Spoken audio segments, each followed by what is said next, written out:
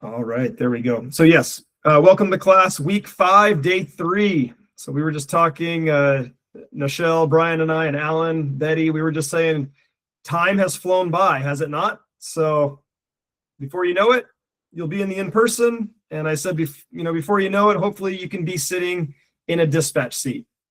So looking forward to that for everybody. Our day and our night today together is going to go as follows. It's going to be a review of the material that we covered together last week when we talked about navigation. So again, this will be probably the third time you hear these concepts, which is good. Okay, and an opportunity for you to really try to hone in on topics that either you want to ask questions on or topics that you want to go back and study on after class. Okay, just take note of that. We'll discuss basic navigation questions. We'll take a minute to look at the aeronautical charts, both the IFR low and a little bit of the IFR high charts. Again, remember, those two are very similar, right? They show this pretty much the same symbology and the same purpose, but we will cover those items. We'll have a quick review on the instrument approach plate. We'll talk about, again, the procedure and the steps that we take to determine your alternate weather minimums. So once you pick an airport as your alternate, you have to then determine what your alternate minimums are for that airport to make sure that it's a legal and a good alternate to use. We call it suitable, a suitable alternate. And then we'll look at some basic dispatch steps. So up to this point in your training, right, we have thrown a lot of things at you. We've thrown regulations. We've thrown aircraft systems topics at you, and weather, and all of this crazy navigation nonsense, right? Everything's been thrown in your lap, and you're probably wondering, okay, I've gathered all these eggs. What do I do with them, right? So hopefully today I can just give you a quick little preview of how you're going to use all of these little bits and pieces that we've been teaching you over the last few weeks. And just a heads up, these steps that I'm going to give you are not 100% complete. Okay, there's going to be a lot of things that you're going to add to this list over time. There's going to be a lot of things that you'll do in between each step, but the purpose of these steps that I'm going to share with you is to help you gain a better understanding, again, of the flow or the basic process and the basic thought process that a dispatcher takes when they're dispatching a flight. So the sooner we can get that into your mind, the better off you'll be. Okay, the more prepared you'll be to dispatch in the airline environment. So after the basic dispatch steps, we'll talk a little bit about airspace. We'll break down the different classifications of airspace. And then the last thing that we'll talk about today as a group is air traffic control, traffic management initiatives. In other words, what tools do air traffic controllers have at their disposal to manage the traffic, not only at airports, but also in those freeways in the skies, right? What are they doing to manage that traffic? And what things do you need to be aware of as a dispatcher so that you can comply with these traffic management initiatives? Because if the dispatcher's doing something completely different than the air traffic controller's idea, A, they're not going to be happy with you, and B, things aren't going to go as planned, right? So we need to be on the same page, and we need to make sure that our pilots stay on the same page so that our operation can run smoothly. Okay, so that'll be our night tonight. We'll take breaks as usual. And again, please, I just want to emphasize that if at any time you guys have a question regarding a topic that we're covering, don't hesitate to raise your hand, unmute, and ask. Okay, I mean, again, if not, you're going to be listening to me all night. So I don't want that. I'm sure you guys don't either. before we get started, I know last week when we were together, I think it was Brian or somebody else was asking about when are you guys going to receive your week 5 study guide? Those should be out. Correct me if I'm wrong. I think those are out. Okay. And just by a raise of hands, how many of you guys have started looking through that and filling it out? Okay. Good.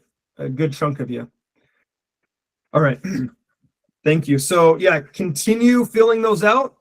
And after today, this is the last time I will be teaching you guys, but if there is something that comes up and you want further clarification on it, please let me know, and via text or an email, and I can make sure we take care of that for you. Okay. So I would love to teach you guys more. I wish my schedule allowed for it. So, but always willing to help, always willing to help. All right. I think that covers everything. Is there anything from you guys before we get started? Okay. Brett's got a cutie with him.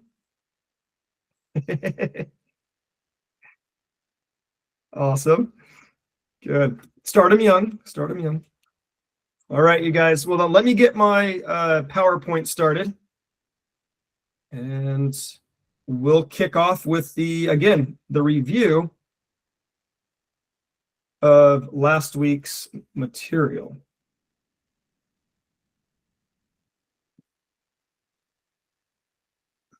All right, and it should say airspace and air traffic control. All right, thanks, Brian.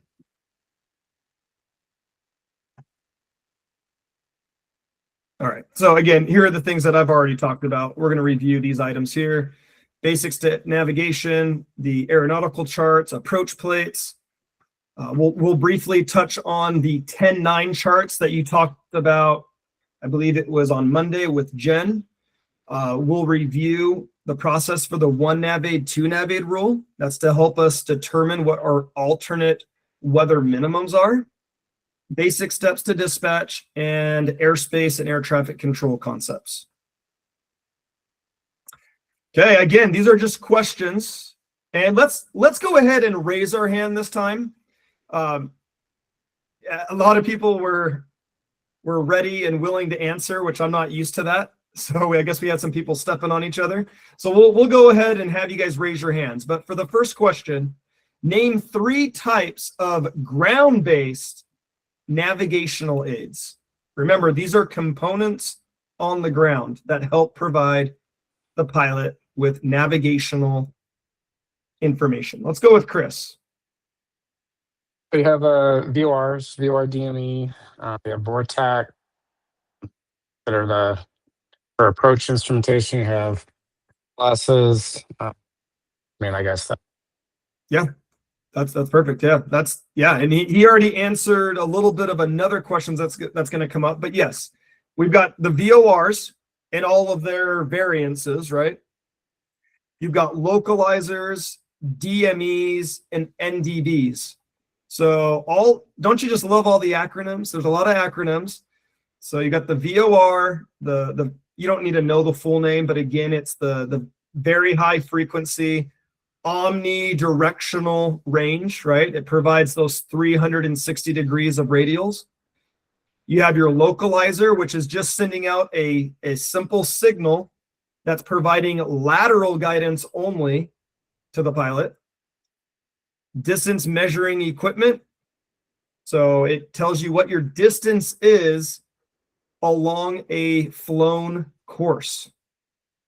And that can be either a course that you're flying on the localizer, or it could be a course being flown on a VOR.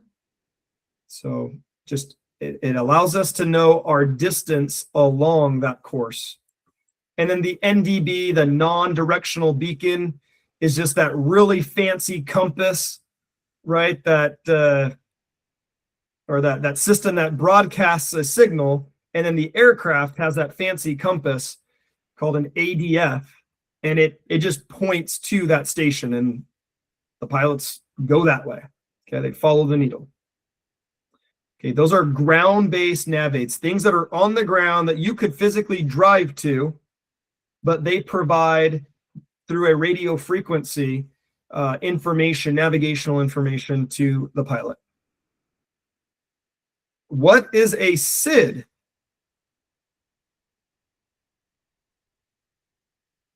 What does it stand for first, Lakeisha? Standard instrument departure. Yep, standard instrument departure. And if you'd like to answer what is its purpose, you can go ahead and do that too. So, I mean, I guess, I don't know, to give instructions on departing from different runways. Yeah, departing from running. Anything to add to that? Anybody else? So it does help provide information on how to leave an airport. Caitlin.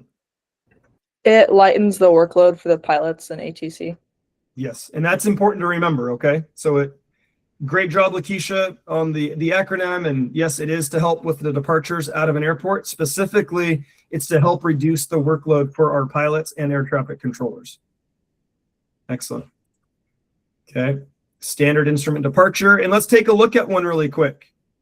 Okay, this is one from Jeppesen, and again, we're trying to provide you with both Jeppesen depictions and the government depicted SIDS, just because you might see and use both on and off during your time in training before you get to an airline that has an actual Jeppesen subscription. But again, knowing the purpose behind it is really what's key. Here's an airport right here.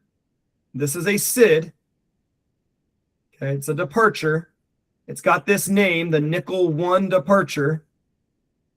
And you see the airport here, and you can see that there are different ways of leaving the airport and getting to a common point here. And then ultimately leading to two different transition points. Okay, two different transition points. Or in other words, the last point that you could fly to on this SID. Okay, so the two transition points for this departure would be out here to the Mission Bay VORTAC, and also this thermal TRM VORTAC. And when you're dealing with a departure, you guys, if you were to use this departure on your flight plan, departures are always listed first. So it would be Nickel 1 point, and then you would list either MZB or TRM, the last point that you're going to fly to. Okay, and you can see those transition points here in parentheses. It says Nickel 1.MZB. That would be one location that you could fly to end your departure on. Or this one that says Nickel 1.TRM. It's just saying, I'm going to fly the Nickel 1 departure out to TRM. And then after that point, I'll begin planning my en route phase of the flight. Okay. And come tomorrow, you guys are going to begin developing and looking at creating routes in SkyVector. Okay, with, I believe, Ryan. Ryan will be your instructor tomorrow. So he's going to kind of show you how to pick an appropriate departure out of an airport. And then he'll also show you how to pick an appropriate arrival into an airport, and then connect everything else in between. Okay. All right, what is a STAR? So I'll go ahead and just to kind of keep the momentum of these questions going, right? Remember, the STAR is the standard terminal arrival route. And it's to help with the systematic flow, right, of traffic going now into an airport. And it's also there to help relieve and to reduce the amount of the workload on our air traffic controllers and our pilots. So same thing, but now we're going into an airport. This is the Setter 5 arrival. And with the departure, we had to pick the last point that we were going to fly to on the departure. Well, on the arrivals, you have to look for the transition point that starts the arrival. So the first point that you're going to fly to. And again, that can be found over here. Again, in parentheses, it says PSP, saying that this is the VORTAC, or the point that I'm going to start this arrival on the Setter 5 star. This is how it would be coded on a flight plan. PSP and then Setter 5. And I'm going to show you that here in a little bit, an example of that in SkyVector. Another transition point to get onto this star would be right here, GLI. And again, I know that this is a transition point that I can use because that segment from this point to the next point, in parentheses, it says GLI Setter 5. So this tells me that this is a transition point, or a starting point, that I can use to get onto this arrival. Now, my question for you guys is, how is Oceanside VORTAC used? What is its purpose? It has the thin gray black lines rather than these big, bold dashed lines. Any idea what Oceanside would be used for?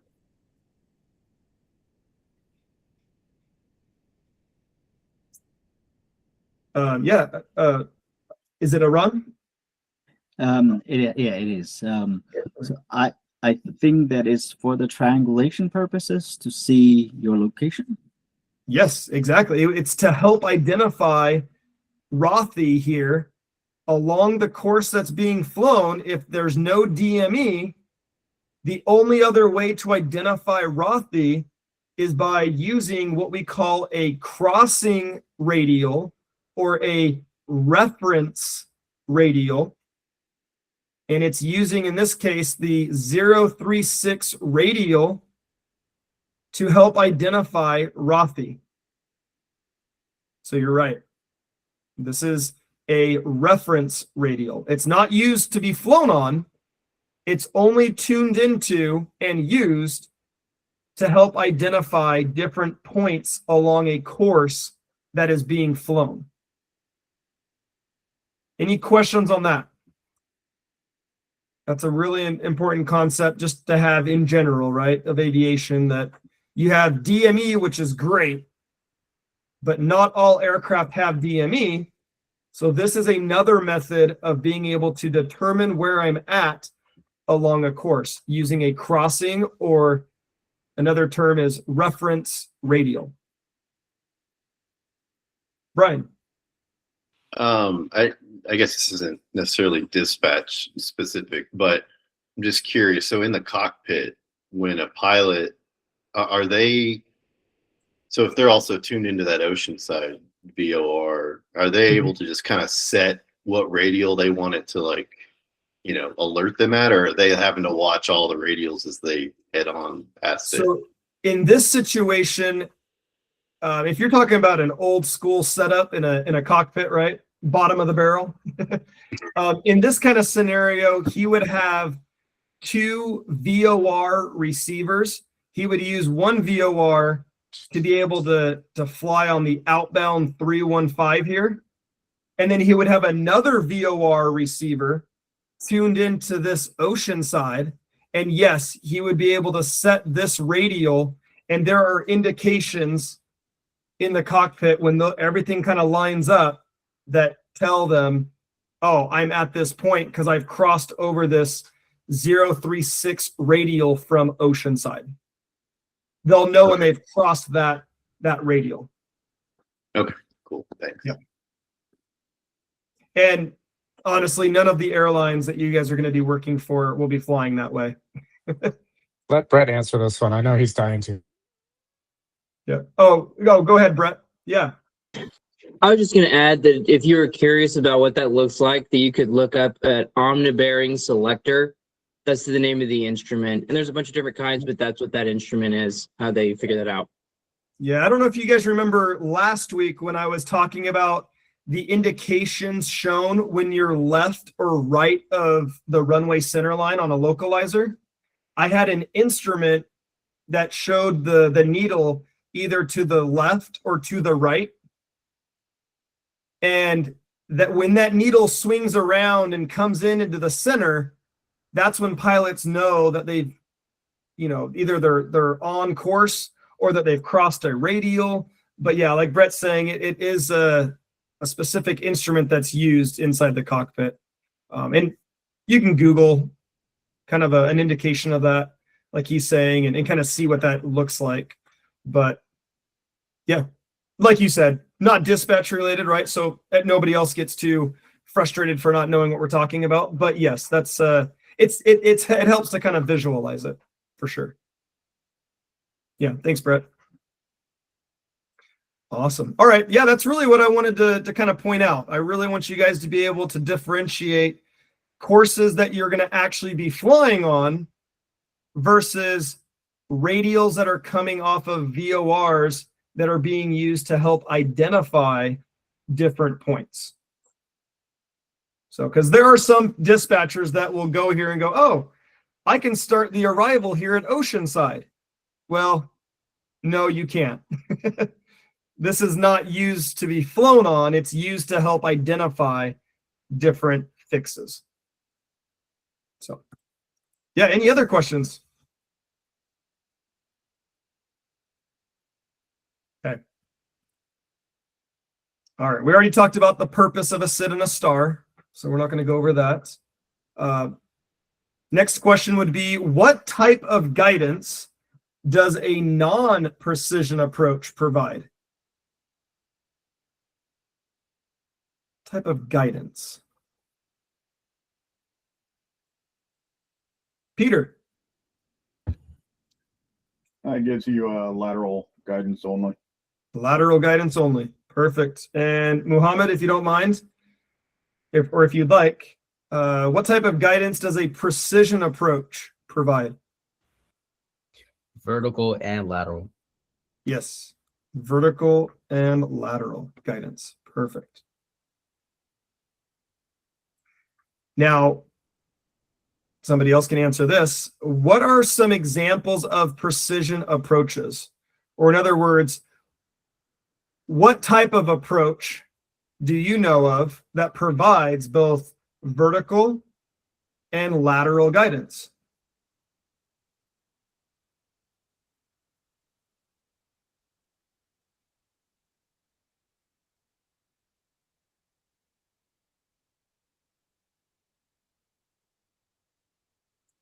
Let's go with Trevor. ILS is one of them. Yes, the ILS. And Trevor, do you remember what the acronym ILS stands for? Instrument Landing System. Perfect. And then somebody else help me understand what two ground-based nav aids or components make up an ILS system that helps provide that vertical and lateral guidance. What equipment is needed to do that?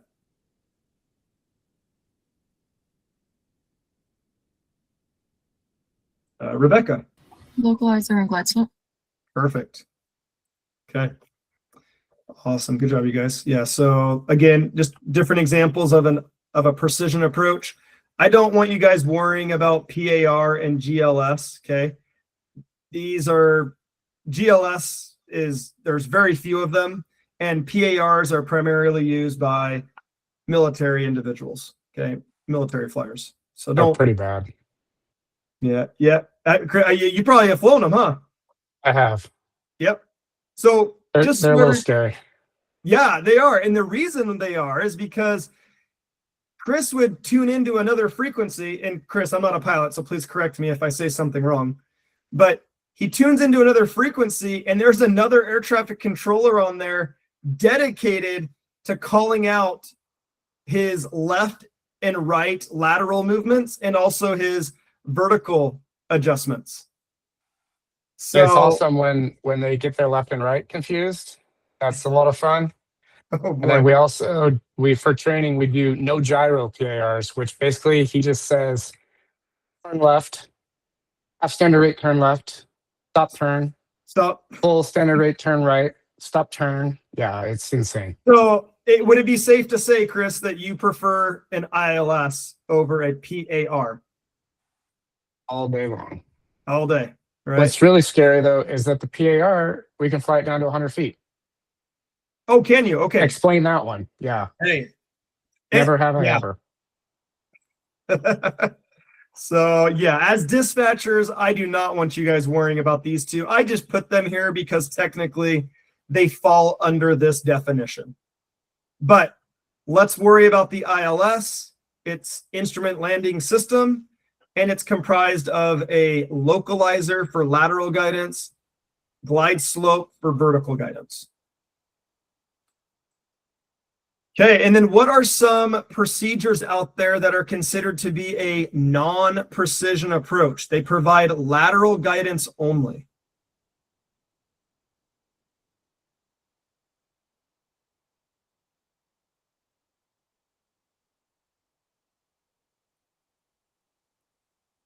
Brian. It's if you had your localizer only, and the glide Okay. slope route. That's one, right? That's if you're just flying a localizer approach, that would be one type of non-precision approach. Anybody else?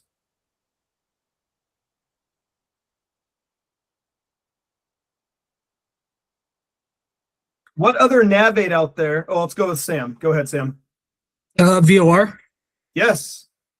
VORs only provide a radial, right? So you're only getting left and right guidance. Perfect. Those are the two that I wanted you guys to say, localizer and VOR. Here are two or three other ones that I'm not going to get into today a whole lot, but LDA, which is localizer type directional aid. Okay, so the LDA is just like a localizer.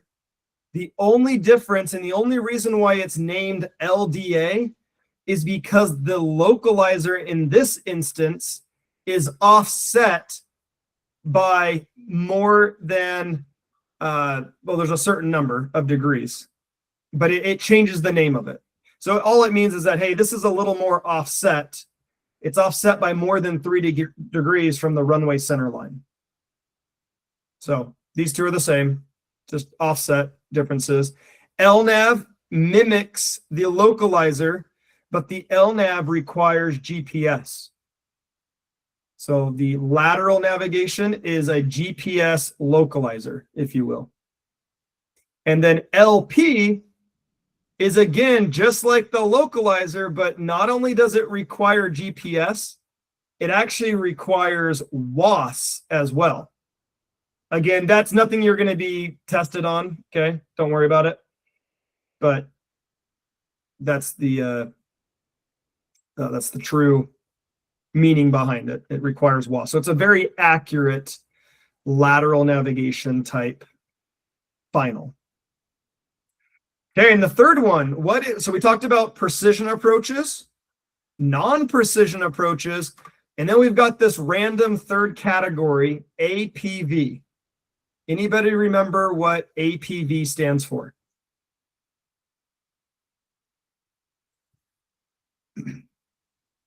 Nichelle. Approach with vertical guidance. Yes, approach with vertical guidance. Okay, and I'm just, again, it's a weird category, okay? So this approach with vertical guidance was created because we have 3 different types of approaches here that do not meet the standards set forth by the International Civil Aviation Organization for precision approaches. Okay, and that has to do with the LPV, which is GPS based, and it has both lateral and vertical guidance, but this type of procedure requires the aircraft to be equipped with a WAAS receiver. Remember that augmentation system that improved the GPS reliability and availability? Well, it requires that. And because it's being corrected and determined as a reliable signal so often, it does a very good job of providing both lateral and vertical guidance accurately to a runway. But again, it can't, because of the way it's receiving that vertical guidance, it doesn't meet that ICAO standard. LNAV, VNAV, again, a GPS approach, lateral navigation, vertical navigation, but it's receiving its vertical navigation from what we call a baro-aided GPS, meaning there's the GPS on board is able to take information about the outside air temperature and pressure, and it creates a pseudo glide path down to the runway. LNAV, VNAV does work off of WAAS as well, but it's not required to have WAAS. But it has vertical guidance. And then you have LDA. Remember, LDA is the same as a localizer. It's just that it's offset more than 3 degrees from the runway center line. So it's not quite a localizer. It's an LDA, a localizer type directional aid. It's still using a localizer signal, but it's offset. And there are instances where it has a glide slope. And in those instances, it's considered to be an approach with vertical guidance because it has lateral and vertical guidance. And there are very few LDAs out there with a glide slope. However, the St. George Airport, where you guys are going to be in just a few weeks, that airport has an LDA approach with vertical guidance. So if you want to poke around, if you type in KSGU and look at the different approaches at that airport, you will find an LDA, and it will call out that it has vertical navigation. It has a glide slope. Just lets the pilot know that, hey, this is kind of like an ILS because you have lateral and vertical guidance, but you're offset from the runway. You kind of come in at an angle, just the way the Navate is oriented on the field. Okay, so those are those 3 approach types: precision, non-precision, and then the approach with vertical guidance.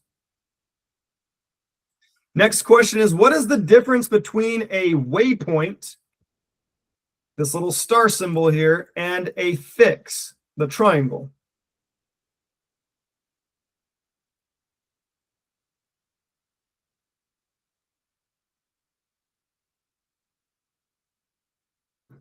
And a little hint, these are found on the aeronautical chart, the IFR low and high en route charts.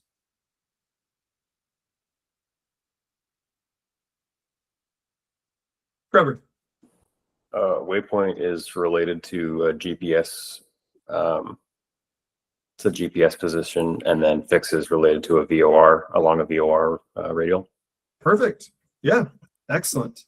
So a waypoint is equal to a GPS point, okay, and those have that star shape.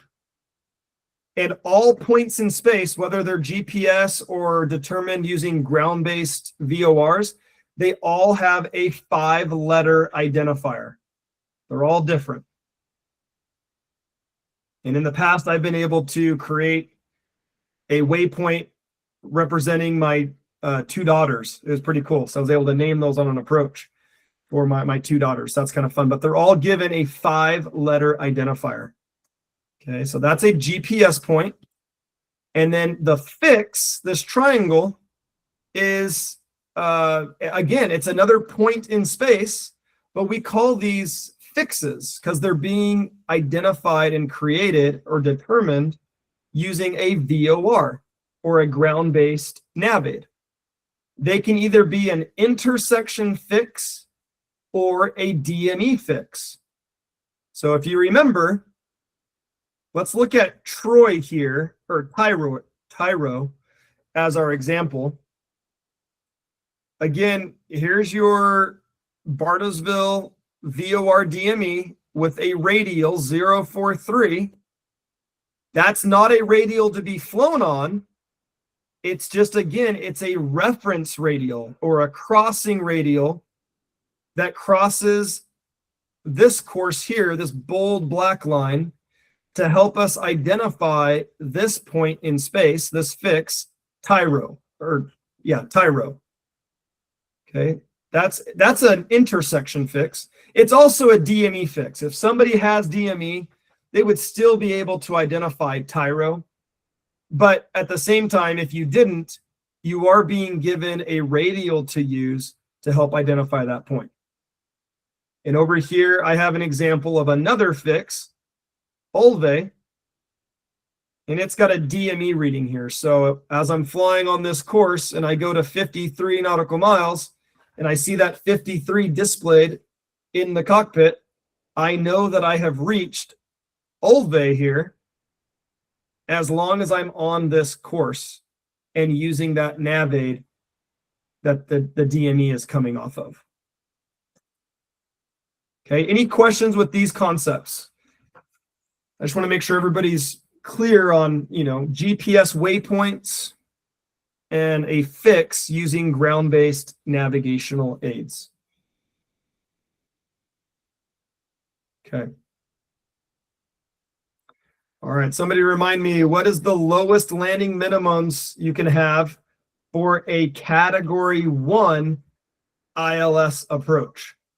So the standard minimums for a Cat 1 approach.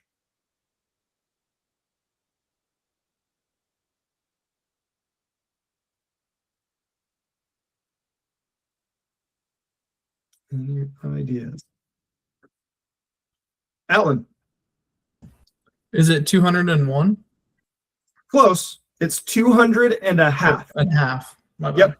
Yeah. Yep. No, good. Thanks for answering. Yeah. 200 foot ceiling and a half statute mile visibility. If you see anything higher than this on an ILS approach, on a standard ILS, it's because there's some sort of obstacle that's driving those minimums higher than this standard 200 and a half. But this is the base. This is the goal, right? Is to have an ILS with this minimum, unless there's some sort of obstacle that's being avoided. All right, what is a VOR? We've already talked about it. We're not going to have you guys answer that again, but just to answer that question, it's a very high frequency omnidirectional range, right? It's sending out 360 degrees worth of radials. And with some variances, right, you get the DME, the distance measuring equipment. So somebody go ahead and list off those 3 different types of VORs.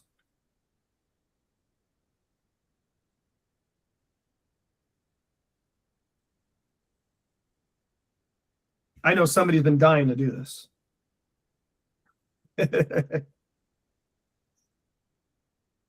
Who do we got? Riley, thank you. Appreciate it. There's VOR, VOR with DME, and then like VORTAC. Perfect.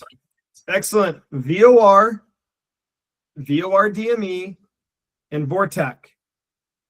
VOR, 360 degree radials only. All right, you can fly on any of those radials to the station, away from it, have fun. VOR DME and VORTAC, these also provide 360 degree radials, but they offer the ability to determine your distance along those radials because of the equipment that is attached to it.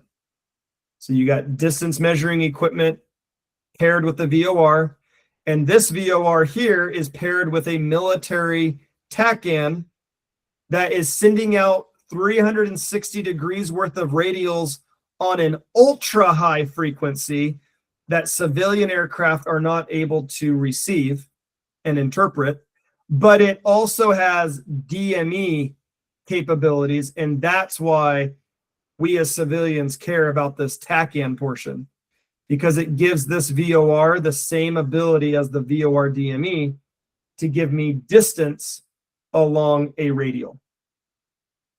Okay. Perfect. Next question. Now that we know that there are 3 different variances of VORs, we also need to understand that each of those VORs out there are given some sort of advertised strength, right? They're marked and stamped with a strength. And we call those strengths service volumes. So what are the legacy VOR service volumes?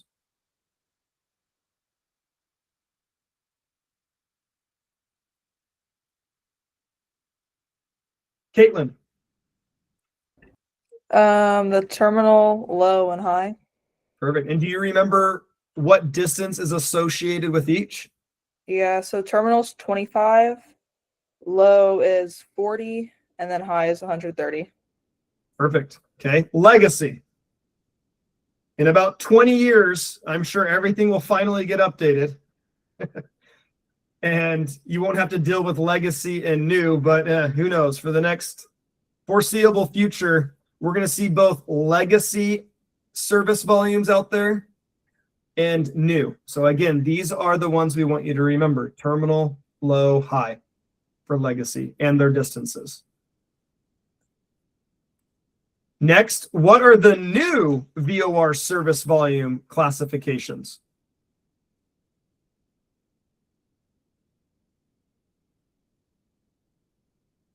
And their associated distances.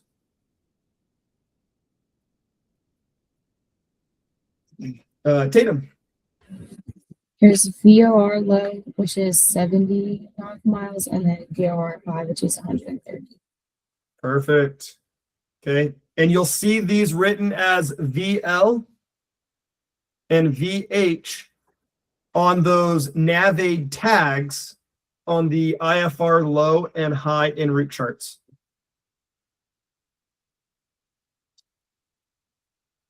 All right. I'm just going to go through some of these. The jet route. Okay. The jet route is the freeway in the sky at altitudes from flight level 180, so 18,000 feet, to flight level 450. That's a jet route. And then the Victor Airway, or the Victor routes, are routes, low altitude routes from 1,200 feet AGL, above ground level, up to, but not including, flight level 180. So that means 1,200 feet above the ground, up to 17,999 is where you're going to find those routes on the IFR low chart. All right, this one is for you guys. What cruising altitude would be filed for an aircraft or a flight traveling eastbound? What would be the cruising altitude? And I'm not looking necessarily for a specific number, right? The odd altitude. Yeah, I'm talking about an odd altitude, an odd flight level. 31,000 feet, 33, right? 35,000. Okay. And that's again for flights that are anywhere from 0 to 179 degrees. So if we have our westbound traveling flight, you're going to see an even flight level. So you're 32, 34, 36,000 feet, your even flight levels. And that's important because you guys will, yep, and Brian says, yeah, west is even odder, right? Easterners are odd, but Westerners are even odder. So there you go. All right, we haven't talked about this yet. I don't know, maybe you guys have already talked about it in a previous class, but I still think it's important to kind of have an understanding of how are aircraft approach categories determined. So if you look at the lines of minima on your approach plate, you see categories like A through D. How do we determine a specific aircraft's category? What is being done? Does anybody know? Somebody out there may know. How do you determine what aircraft category your particular aircraft falls into?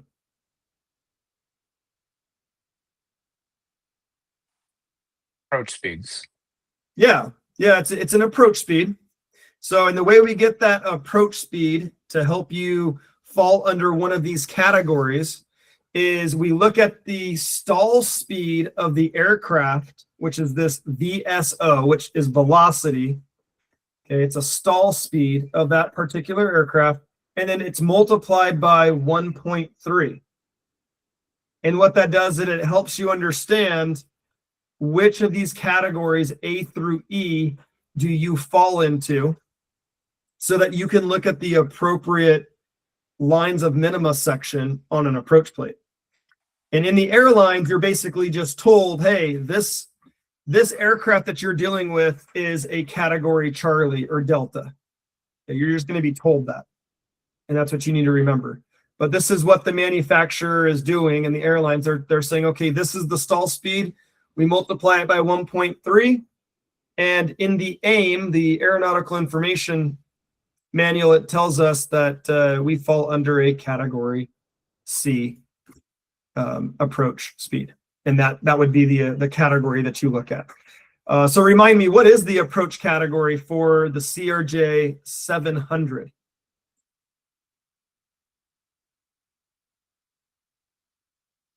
And this takes you back to, I think, Aircraft Systems, week 2.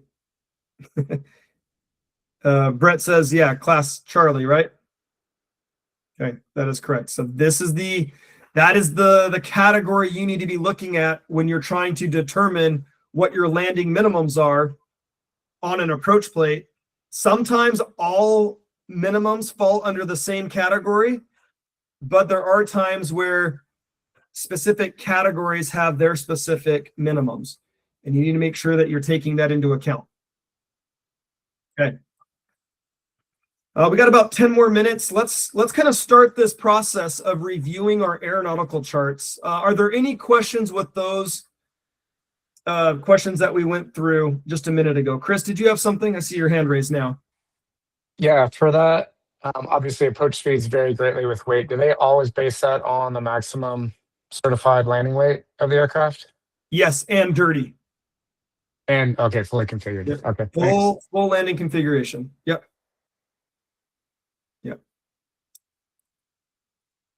Okay. Well, let me switch my screen here. I'm going to go back to SkyVector, and we're going to pretty much do something very similar to what we did last week. And just kind of this time, I'm just going to poke through, and I'm going to ask you guys some more questions regarding the IFR low and high charts. Let me get set up here.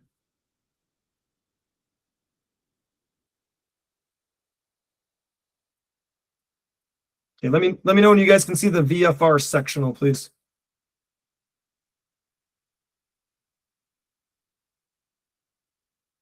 There we go. Okay, awesome. Thanks, guys. And yeah, like I said, give me 10 minutes, and we will go to give a 10-minute break to you guys. All right. All right. So again, this is our VFR sectional, which you will not be using in this class for flight planning. Does anybody remember the reason why this particular aeronautical chart is not going to be used? The VFR sectional.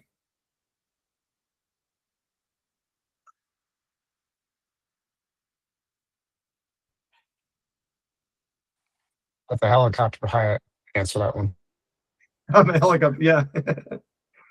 So remember, in the airlines under Part 121, your flights have to be conducted under IFR, Instrument Flight Rules. And the flight planning has to be done on the low or high IFR en route charts. So you'll see the difference, right? There's not a lot of topographical features on this chart like there is on the visual, because again, our pilots are not relying on the visual cues to fly from point to point. But as an aeronautical professional, at some point in your career, you need to begin expanding your aviation knowledge, right? And so we do share just little tidbits about the VFR sectional to you now, so that it's not a complete foreign object to you later on down the road. So again, it still depicts airports. I see airports here.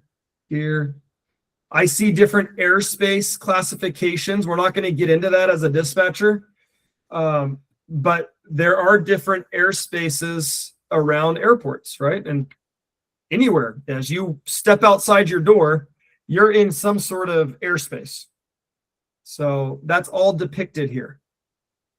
In the yellow, you can see the different populated areas in yellow. Again, you've got objects, obstacles, windmill farms, interstates. So yeah, a lot of things to reference here. You even got this lake here. So there's a lot of material that's being shared with the pilot on a visual flight rule aeronautical chart. All right, so we're going to spend, again, like I said, the majority of our time in the IFR en route low and high charts. So to start us off, I'm going to start asking you guys some questions here. What two freeways in the skies are going to be depicted on a low IFR en route chart? What two? I would just call them freeways in the skies, again, to help you guys understand what I'm talking about. What two routes will I find on an IFR low en route chart?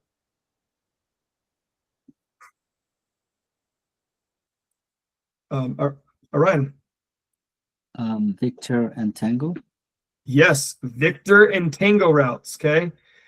Yes, Victor routes will be shown in black, and the Tango routes will be shown in blue.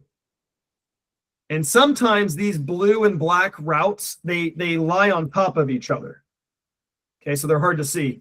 But if I just go over here, I can see now clearly a Victor route here, and then I see another blue route here. Again, help me understand the difference between a Victor route and this Tango route. What is the main difference?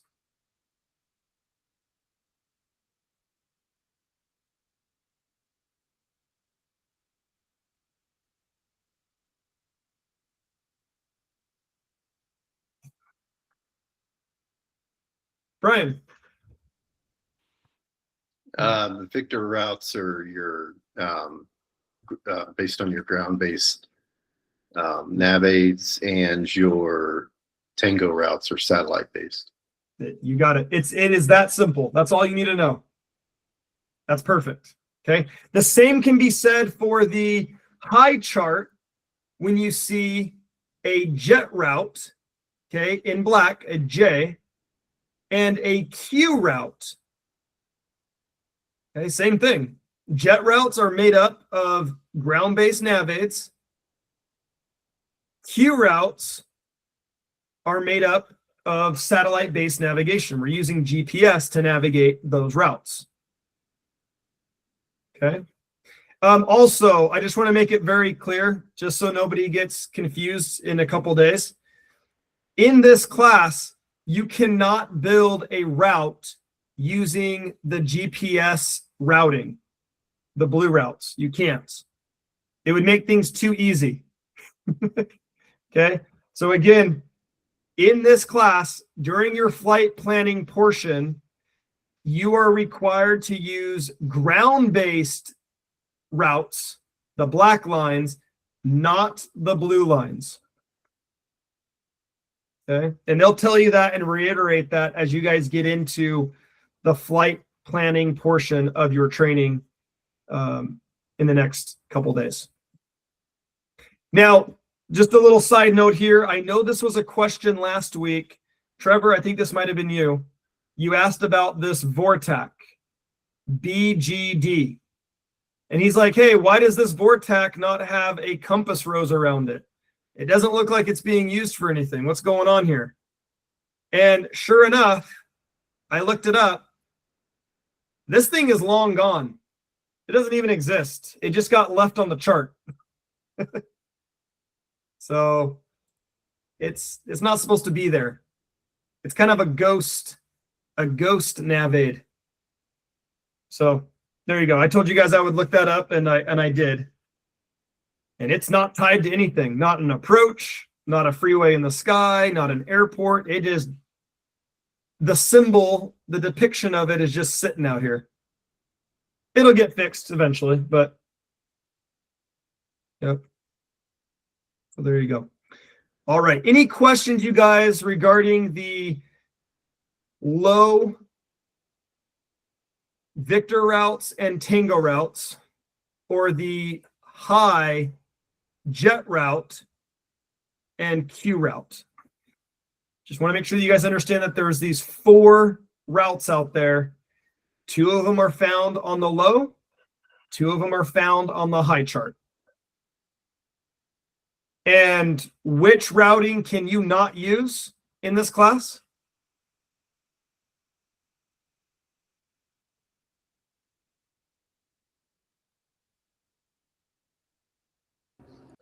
Q routes, Brian. Yep, thank you. Don't use the Q routes right now. Okay, perfect. Let's look at a couple examples here. See if I can, oh, on the wrong.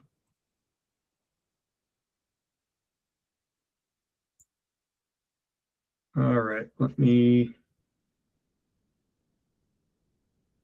here we go. All right, so we have our Vortec here, and we have this fix, Ikiwu. Can somebody help explain how will a pilot know that they have reached Ikiwu, this fix where my pointer is at?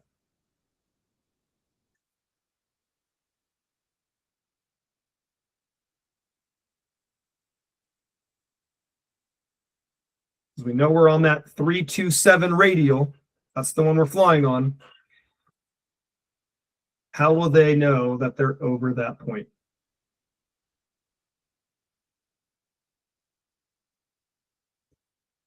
Caitlin. They've flown 15 miles out. Yep. In this case, it's only by DME. There's no crossing radial here to use. So if you need to identify Ikiwu, you either need a DME receiver, you need DME equipment, or you better have some sort of GPS, right? There's no reference radial or crossing radial to help you identify that point. Okay. Trying to find another point here. Let me just type it in here. Somebody help remind me what this hockey stick looking symbol means over the fix broke. What is that? First of all, what is that symbol? And second of all, why is it there? What information is it providing the pilot?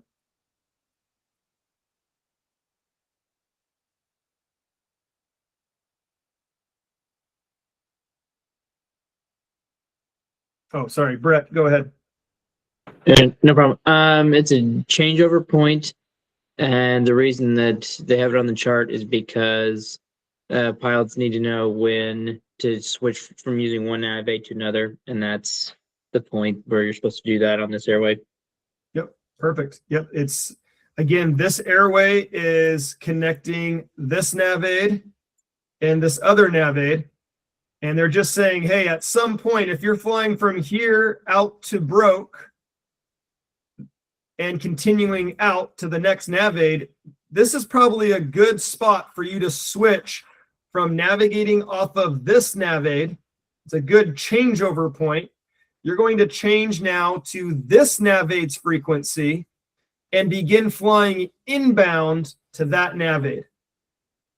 And you're at this spot, this is a good point, a good distance away from the next NavAid for you to tune into and receive a reliable signal all the way to the next location.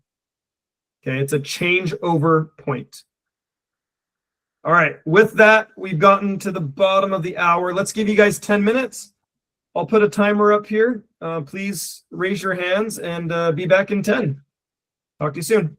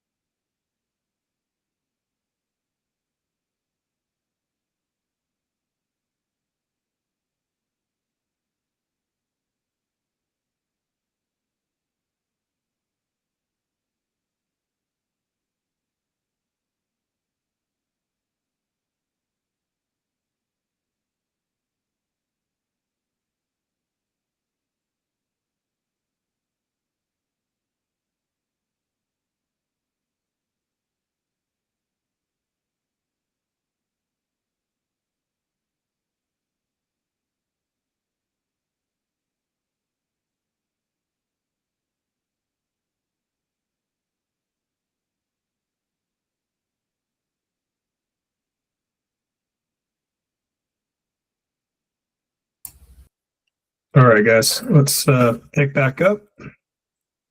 Got a couple more questions, a couple things to show you just here on this world low chart. And then we'll get into our Jeppesen approach plate and 10-9 chart review. Okay. All right, so again, looking at the IFR low en route chart, we have this R on this flag. Can somebody tell me what that R stands for? It's I know it's MRA, but what does that actually stand for? Oh yeah, let's see, we got some hands raised. Nope. Thought we did. There we go. Okay. Yep. Aaron, go ahead. Minimum reception altitude?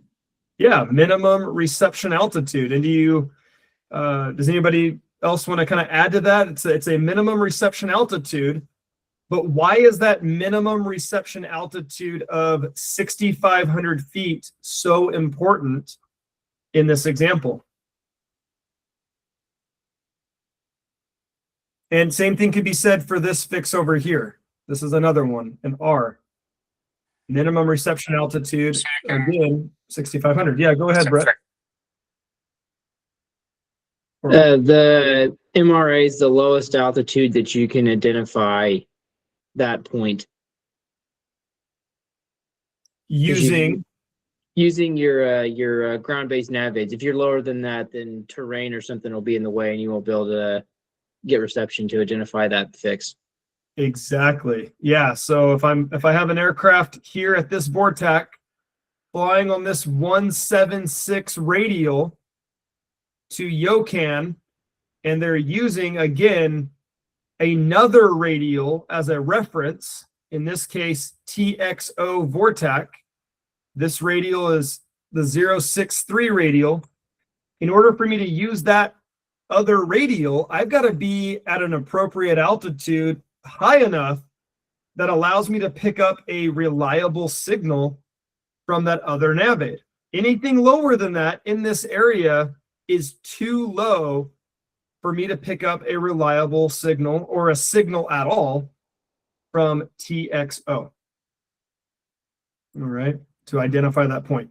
If I have DME, distance measuring equipment, I don't care about that minimum reception altitude, because I'm just going to use DME from that VORTAC until it reads 29, and I know that I've gotten to Yokan.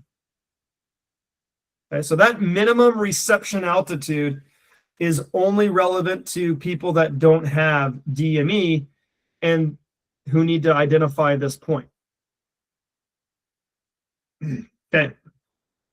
Let me just pull up a couple other questions here.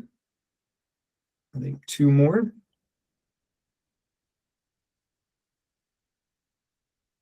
Oh, actually, I think that covered the majority of this. Yeah, go ahead. Somebody posted in chat, I think, about minimum crossing altitudes, the little flag with the X. Oh, yeah. We can look at a minimum crossing altitude. Thank you. Yeah, so we did minimum reception altitude. Yeah, I'm sorry. That's the other one I missed. Thank you. I was looking at my list and I thought I covered them all. Okay. A minimum crossing altitude, the one with the X on it. Let me pull one of those up. Okay. This one here, this is at the fix Brisk. And it's just telling me that I need to cross this fix at a certain altitude. And that altitude that they want me to cross at is dependent on the direction of flight. So it says if I'm on Victor 440 going eastbound, then I need to cross it at 11,000 feet. If I'm going northeast, then I need to cross it at 8,000. Okay, it's just at what altitude am I going to cross that? Am I needing to cross at that point? Let me see if I can find you another one.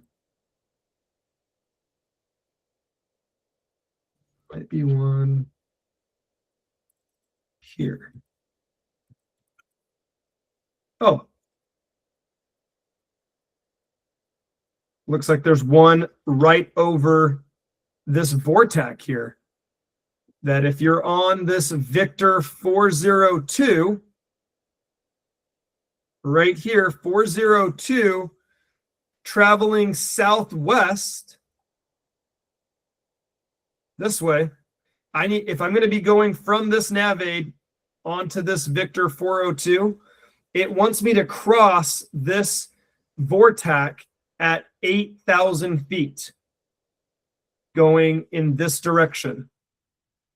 And the reason for that is because if you look here, the minimum en route altitude, the altitude that ensures that I am clear of obstacles and I have a reliable VOR navigation signal for the entirety of that route, that minimum altitude is 8,000 feet. So they want me to be at 8,000 feet right off the bat. Okay. Thank you, Chris, for pointing that out. And is it Curie? Does that help? Does that answer your question? Yeah, it's Kyrie, but yeah. That's Kyrie, great. I'm sorry. Yep. Awesome. Yeah, thanks for stopping me there. All right. And I guess the other thing that I want to show you in preparation for tomorrow's class, because tomorrow you're going to be with Ryan, and he's going to introduce SkyVector to you guys. Now, really quick, by a raise of hands, how many of you guys, since the last time we got together, got onto SkyVector, poked around, or even looked at a couple YouTube videos to see how it works and see what it offers? Number of you guys? Okay. Good. And if not, no worries. It's not like it was a homework assignment, right? But the earlier you can become familiar with SkyVector, the better. He's going to go in there and kind of show you around even more tomorrow, specifically showing you how we can create a route in SkyVector. Now, I just want to show you really quick. If you click on flight plan here, you can add a departure airport. So I'll put KOKC and a destination. I'll just put SLC again. Okay. And that creates a magenta line connecting those two airports. Now, he's going to show you how to manually put in the different departures and arrivals. Okay.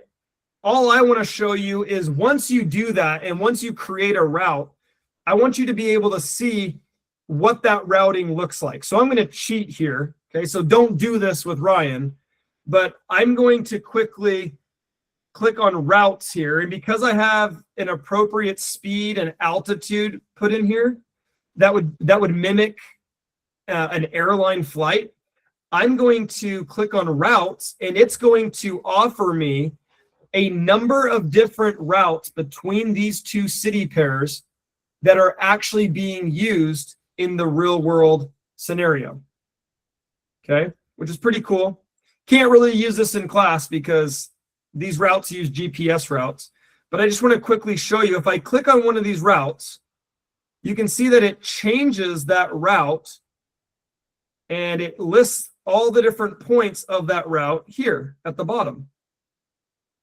And in gold, I can't zoom in, you guys, so I'm sorry. But in gold, you're going to see, this one says Stephen 3, and this one right here says, what is that? Pit 1. So any ideas as to what Stephen 3 is?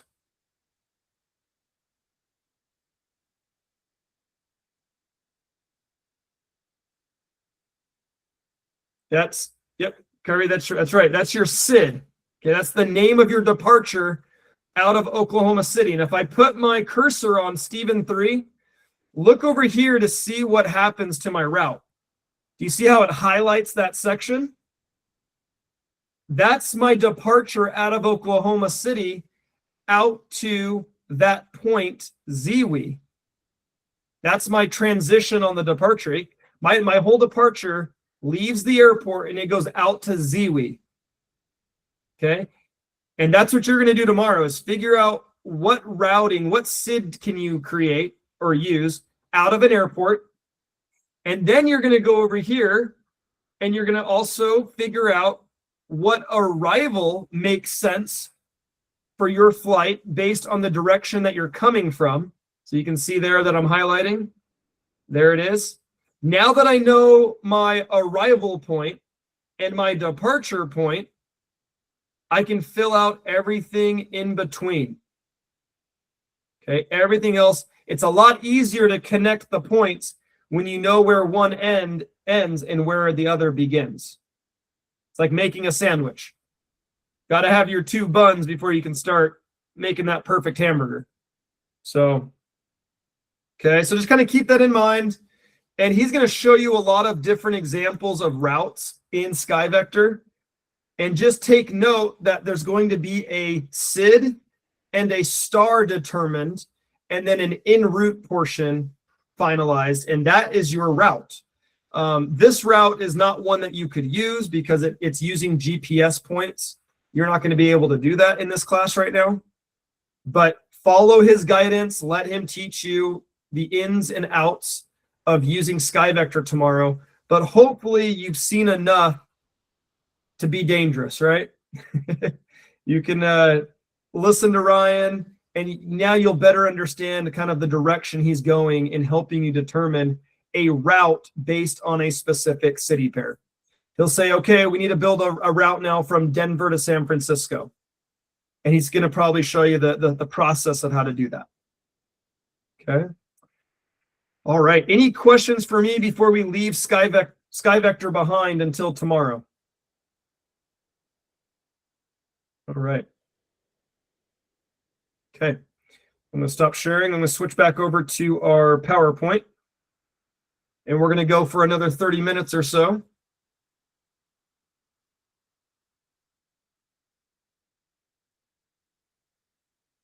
All right. Now we're going to do a review on our approach plate.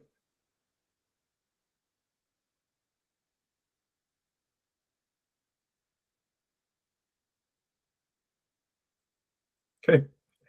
All right, so here's the approach plate that we're going to use. I'm just going to zoom in and just ask a couple questions here and there to see and to gauge your understanding of the instrument approach plate. But before I do that, I just want to kind of call out the different sections of the approach plate because there's a lot of information, right? It can be very overwhelming. Make sure that in your mind, you kind of just break it down. At the top, you have the header section. It just tells you the airport code, the city and state, and the type of approach that you're looking at. And if applicable, to what runway. Okay, so in this case, we got the Eugene, K-E-U-G, airport in Eugene, Oregon, and it's an ILS or localizer to runway 16 left. You've got radio frequencies in the order that they'll be used. You have a briefing information. It tells the pilot about a lot of different frequencies that they need to be tuned into the right nav aid to provide them with that lateral guidance. Okay. GS stands for glide slope. And again, a lot of this other stuff we're going to cover here in just a minute. But does anybody remember what MSA stands for? This little circle in the top right of the instrument approach plate. And it's sometimes sectored off. Michelle. Minimum safe altitude. Perfect. A minimum safe altitude used again in emergency situations if needed. There's always a center point, whether it be the runway for GPS approaches or some sort of omnidirectional nav aid for conventional procedures. There's a center point, and in this case, it happens to be this EUG VOR. And it says, hey, if you know where you are in relation to this VOR, and you're within 25 nautical miles from it, these are the minimum altitudes you need to maintain in order to stay clear of obstacles. So if the pilot knows that they're over here in this piece of the pie, they'll maintain at least 5,300 feet and know that they're safe as long as they remain within that 25 nautical mile radius. Or in this little sliver of the pie, they can be down to 4,600 feet and remain clear of obstacles. Okay. What type of guidance would one expect out of this procedure, an ILS or localizer approach?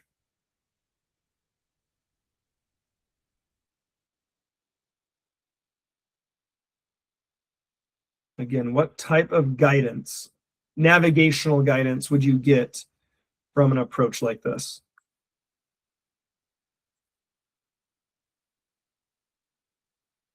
Let's go with Brett. If everything's working, you get vertical and lateral guidance. Perfect. If everything's working, you get vertical and lateral guidance. Okay, and what do you mean by that, Brett? What components are you talking about? What components need to be in perfect working order in order to receive that vertical and horizontal guidance? The localizer gives you lateral guidance, and the glide slope gives you vertical guidance. Perfect. Yep. So you need those two, right? And the way it says or means that you could fly this as a localizer or non-precision approach only. That's if the glide slope is out of service. And there would be a NOTAM telling you that, hey, the glide slope on the ILS or localizer runway 16 left is unserviceable, US. Meaning it doesn't work. And if the glide slope is out, then you know that, okay, that's fine. My minimums increase, but I still have the ability to use the localizer or the non-precision final approach to the same runway. Okay. An ILS approach is associated with what type of minimum altitude? Again, an ILS approach or a precision approach, and this goes for any precision approach that has vertical guidance, is associated with what type of minimum altitude? Kind of harped on this at the end of the last time we were together.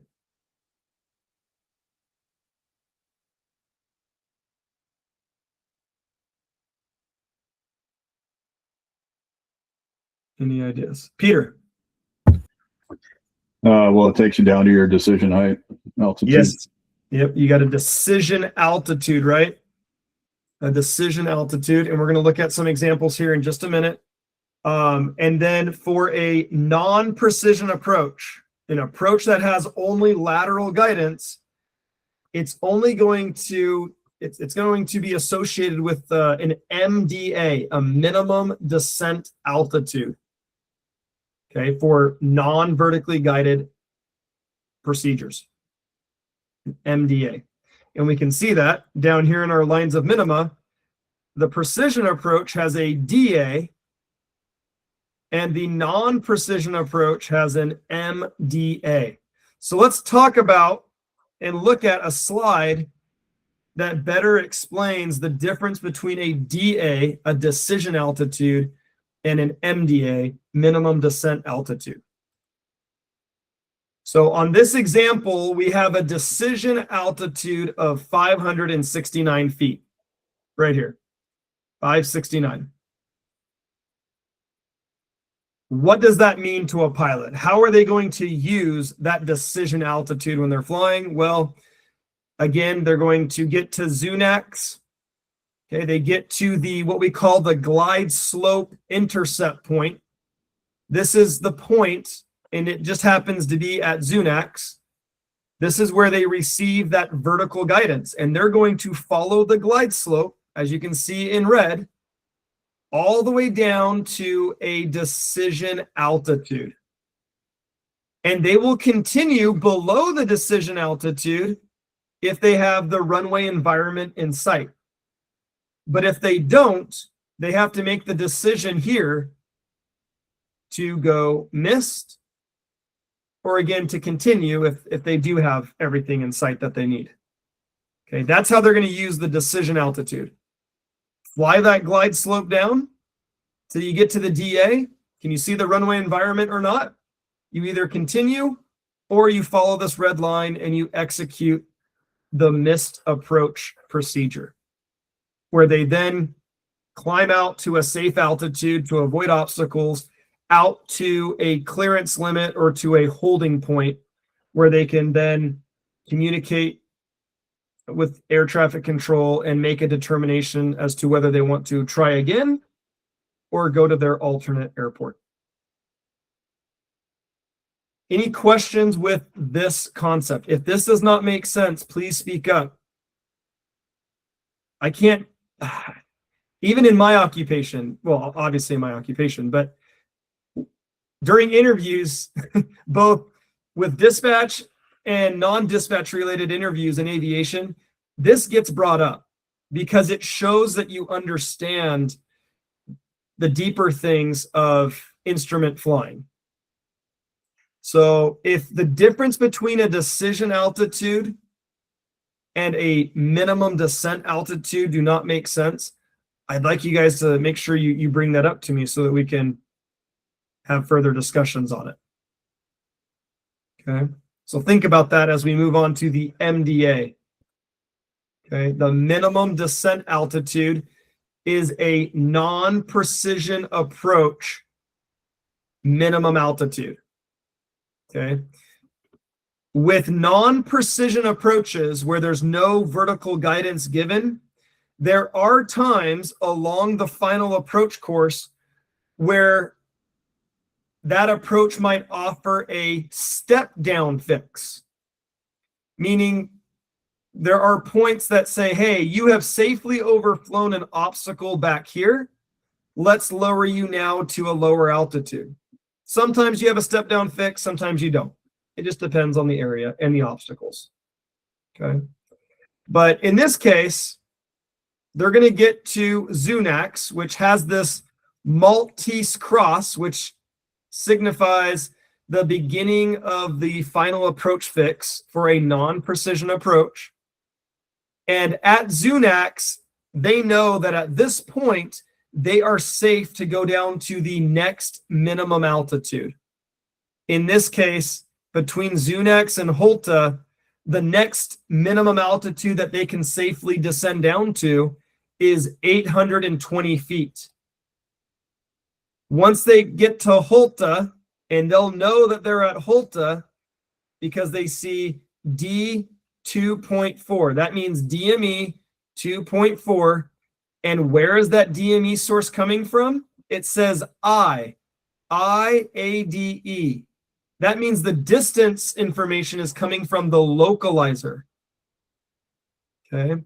If this were a VOR, then it would only have a 3-letter identifier here, but all localizers start with the letter I. So they know that they got to Holta, and now that they've reached Holta, they can now descend down to the next minimum altitude, which is their MDA, the minimum descent altitude of 700 feet. And they're going to fly 700 feet until they get to a calculated point that the pilots are in charge of determining. And at that point, they'll say, okay, well, this is an ideal place for me to descend if I have the runway in sight. But if not, it's not the end of the world. They can continue at that minimum altitude, that minimum descent altitude, all the way out to a missed approach point.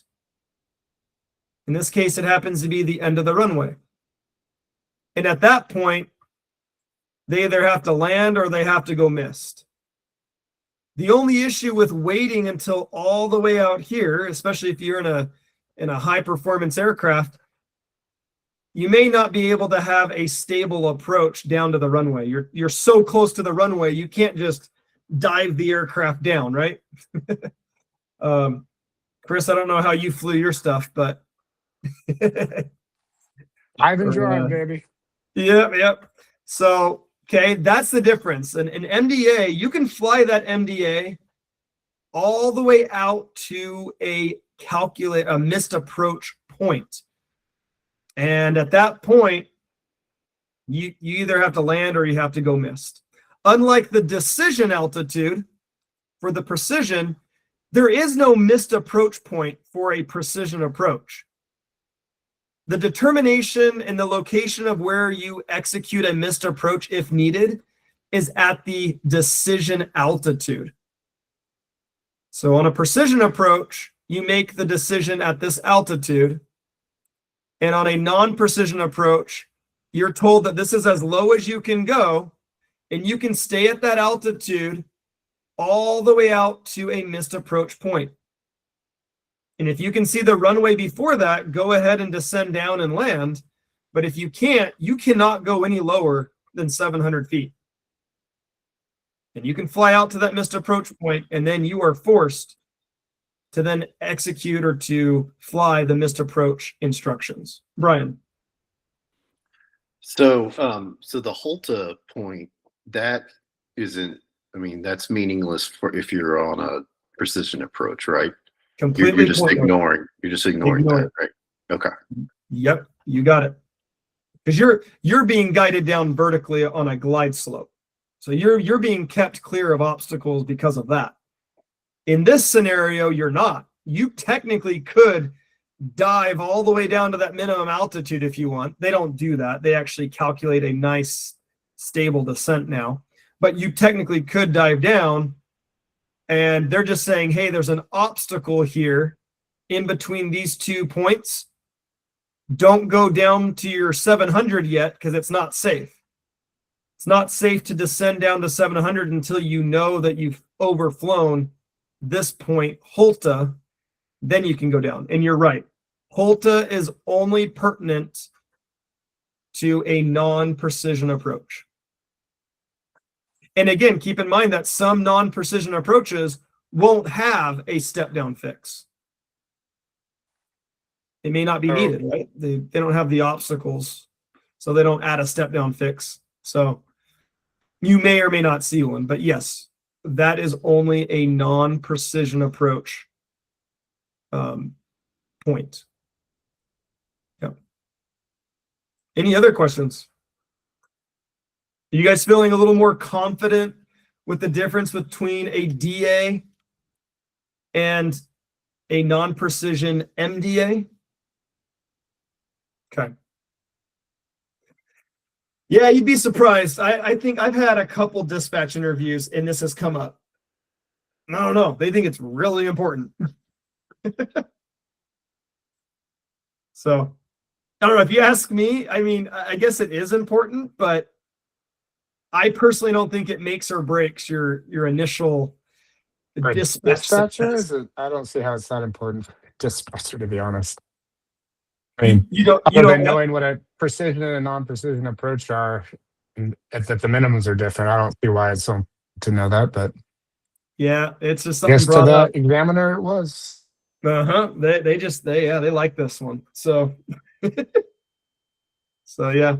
If you guys have any other questions on it, let me know. I mean, obviously it's a very pilot heavy piece of knowledge, right? I mean, this is something that pilots obviously have to know, but as a dispatcher, it just shows a greater understanding of these aviation concepts. So, okay. Let's move on to a quick 10-9 chart explanation, okay, and quick review. This was back on Monday where poor Jen wasn't feeling well. So let's just make sure that you've been able to understand the most important concepts out of this. So the 10-9 chart will provide you with an overview of the airport diagram. Okay, it just lays out where the taxiways are, how the runways are configured, what the runway lengths are. Okay, what you can kind of see the position of the lighting, where the control tower is. Pretty much anything you need to find can be found here on this this 10.9 airport sketch diagram. I just want to point this out really quick, just because we talked about it last week. Does anybody know what this little V shape thing is? Any clues? And I know Brett's going to probably know, and Chris, and my other pilots, but anybody else want to give a shot as to what this is depicting? Peter.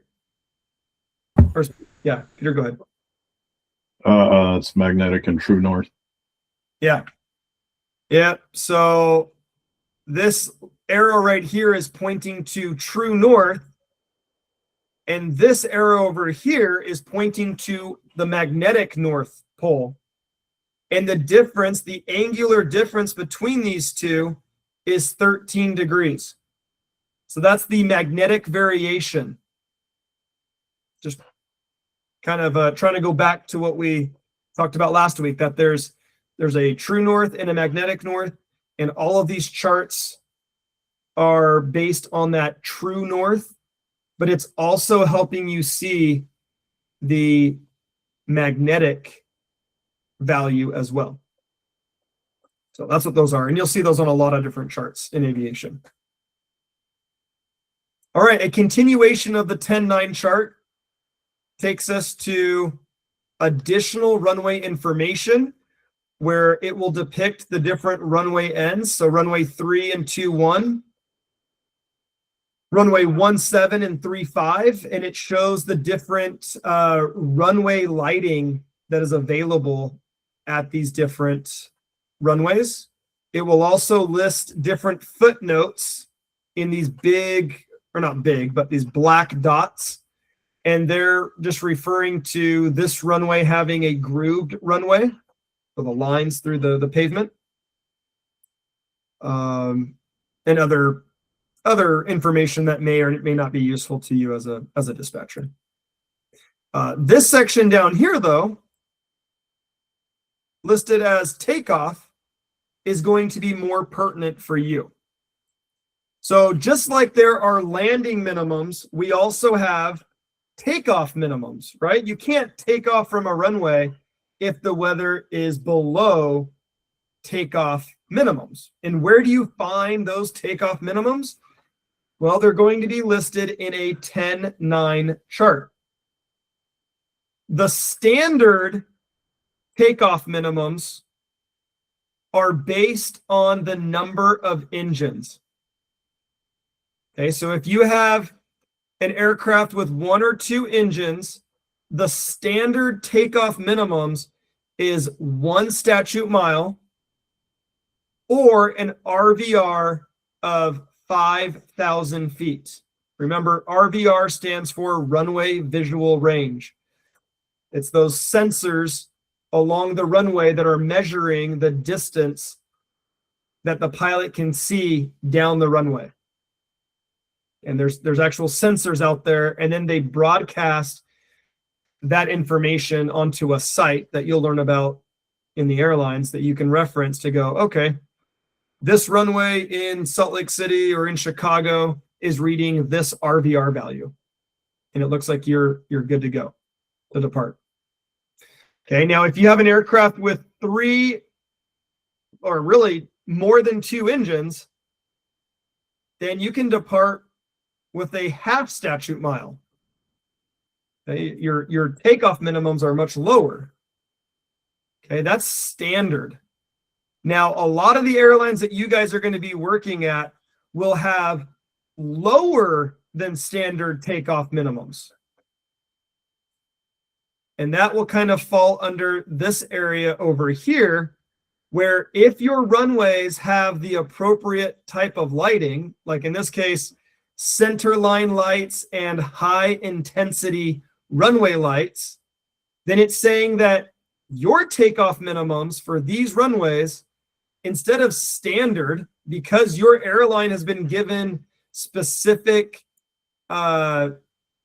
permission and it's listed in your operation specifications, remember the book that says what your airline can and can't do. If your airline is authorized to have lower than standard takeoff minimums, you'll find those minimums over here, all the way down to like 500 RVR. Okay, 500 RVR.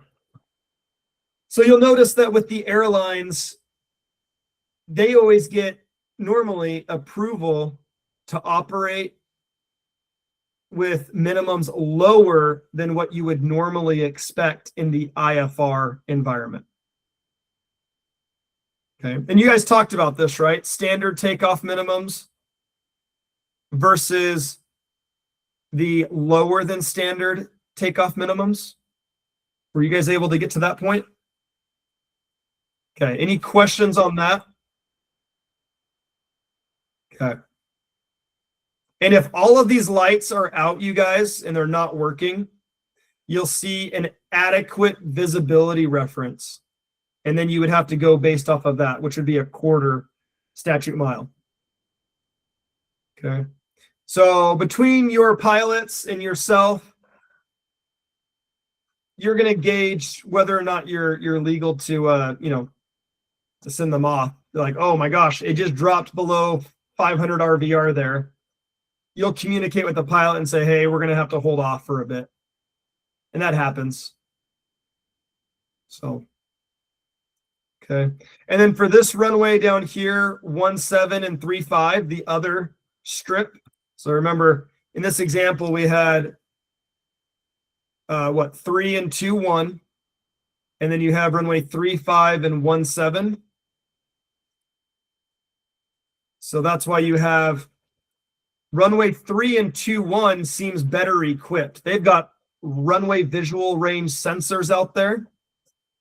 So they're able to give you much lower takeoff minimums on this runway than runways 17 and 35.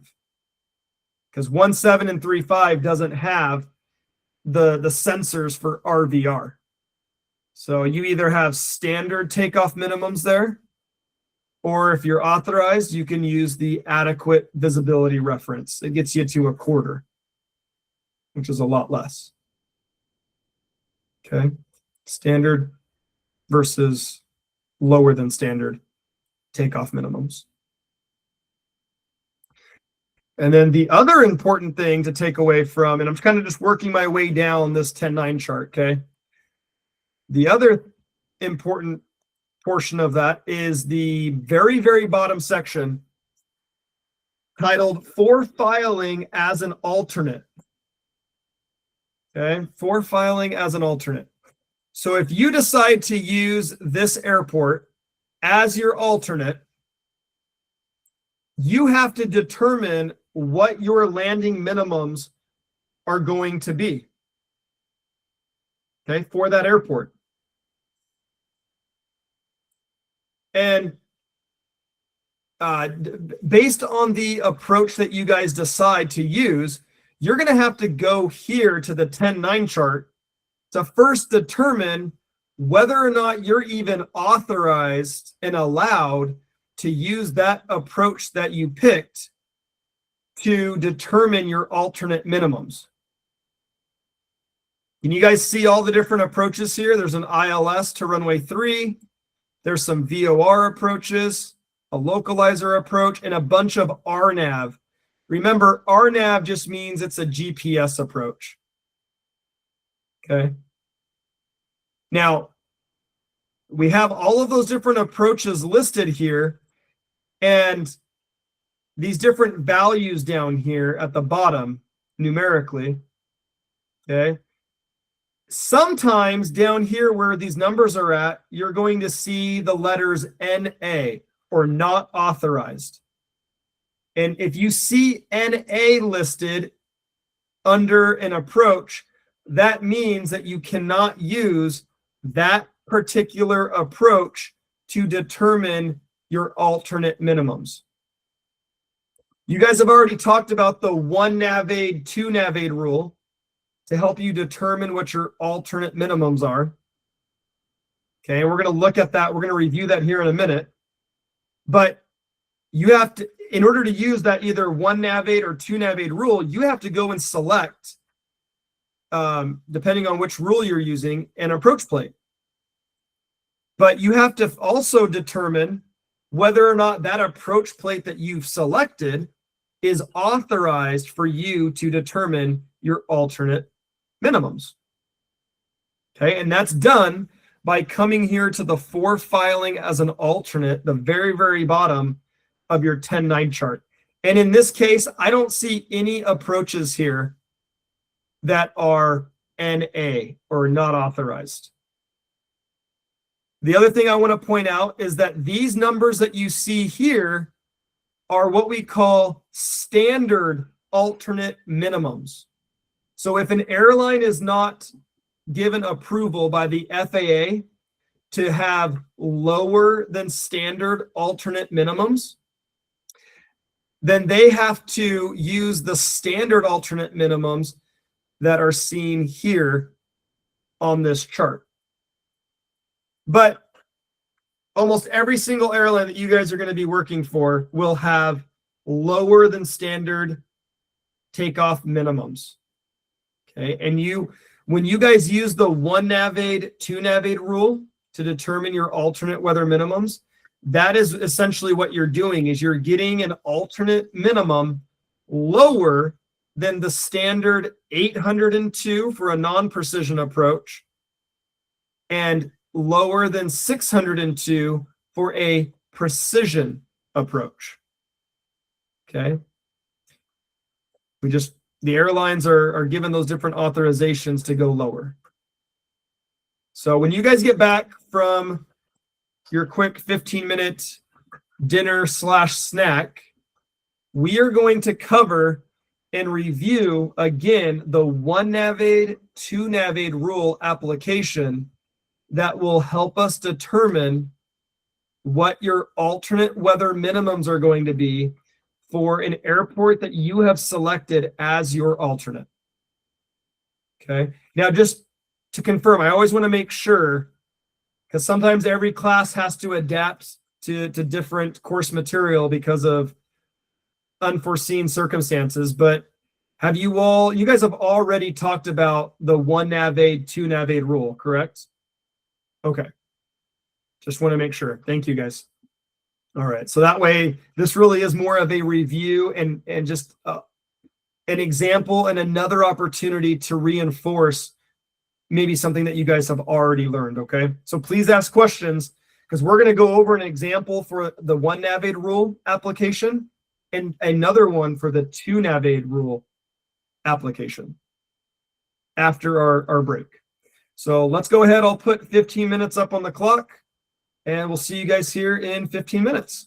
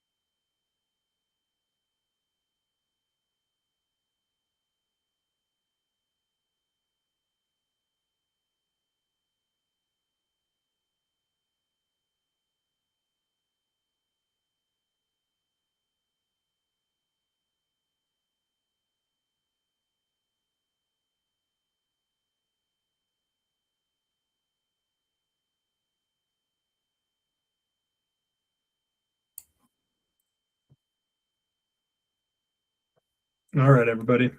Welcome back. Let's continue our review and explanation of the 1 nav aid, 2 nav aid rule. So again, remember that the, let me first make sure everybody's back. Sorry, that's a longer break. Okay, yeah, again, if you're already back, go ahead and lower those hands. So yeah, just as a reminder, please know that there are standard alternate minimums, and those standard alternate minimums are determined based on the approach type that you're using to determine your alternate minimums. So if you're dealing with if you select, say you're looking at an ILS approach, that's a precision approach, your standard alternate minimums with that type of approach would be 602, a 600-foot ceiling and a 2 statute mile visibility. Well, the airlines will get authorization from the FAA to put in their op spec C55, which allows them to have lower than standard takeoff minimums. So now they can use the 1 nav aid, 2 nav aid rule to get even lower alternate minimums. And so just kind of keep that in mind. Again, that's an op spec C55.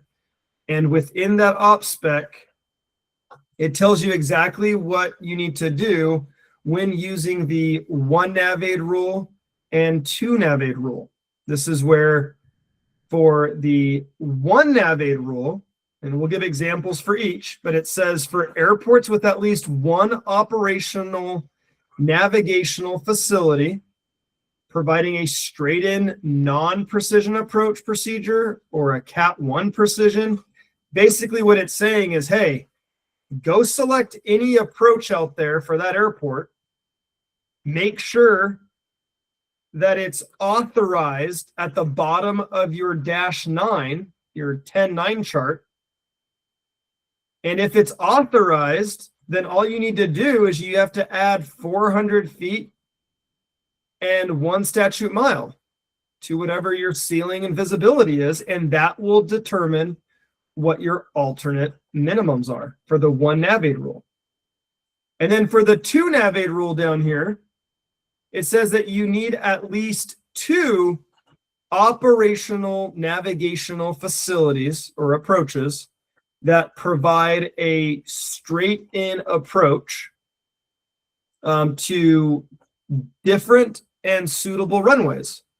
And again, we're going to go into that, but if you have that, then you have to add 200 feet to the higher of the 2 decision heights and a half statute mile to the higher of the 2 minimum visibilities. So we're going to go into this. So again, for this first example, using the 1 nav aid rule, you go and you say, okay, I'm going to use, let's start here for the 1 nav aid rule. Let's say we go and select Sacramento, California, SMF, as our alternate airport. Well, we selected our alternate airport. We decided to use this ILS or localizer to 3-4 left. The very first thing we need to do is go and verify on the 10-9 chart that this specific approach is authorized for us to determine our alternate minimums. So we'll go to the 10-9 chart, and I'm looking through here, looking for the ILS to runway 3-4 left, and I find it. And the first thing I need to do is make sure that it doesn't say NA. If it says NA here, not authorized, then I need to go and select a different approach. Now, the ILS to runway 3-4 left is authorized, but it has this little stipulation here. It says that it's authorized to use to determine your alternate minimums only when the local weather is available. So there are times where the local weather at the airport, in this case Sacramento, may be it's inoperative. And you'll see a NOTAM for that saying that the local weather is not available. Well, if that's the case, then you know that you can't use this ILS to runway 34 left to determine your alternate minimums. But in our example here, we come here, we want to use the 1 nav-8 rule. I see my ILS that I've selected. It looks good. It's not NA, doesn't say not authorized, and this stipulation here doesn't apply to me today.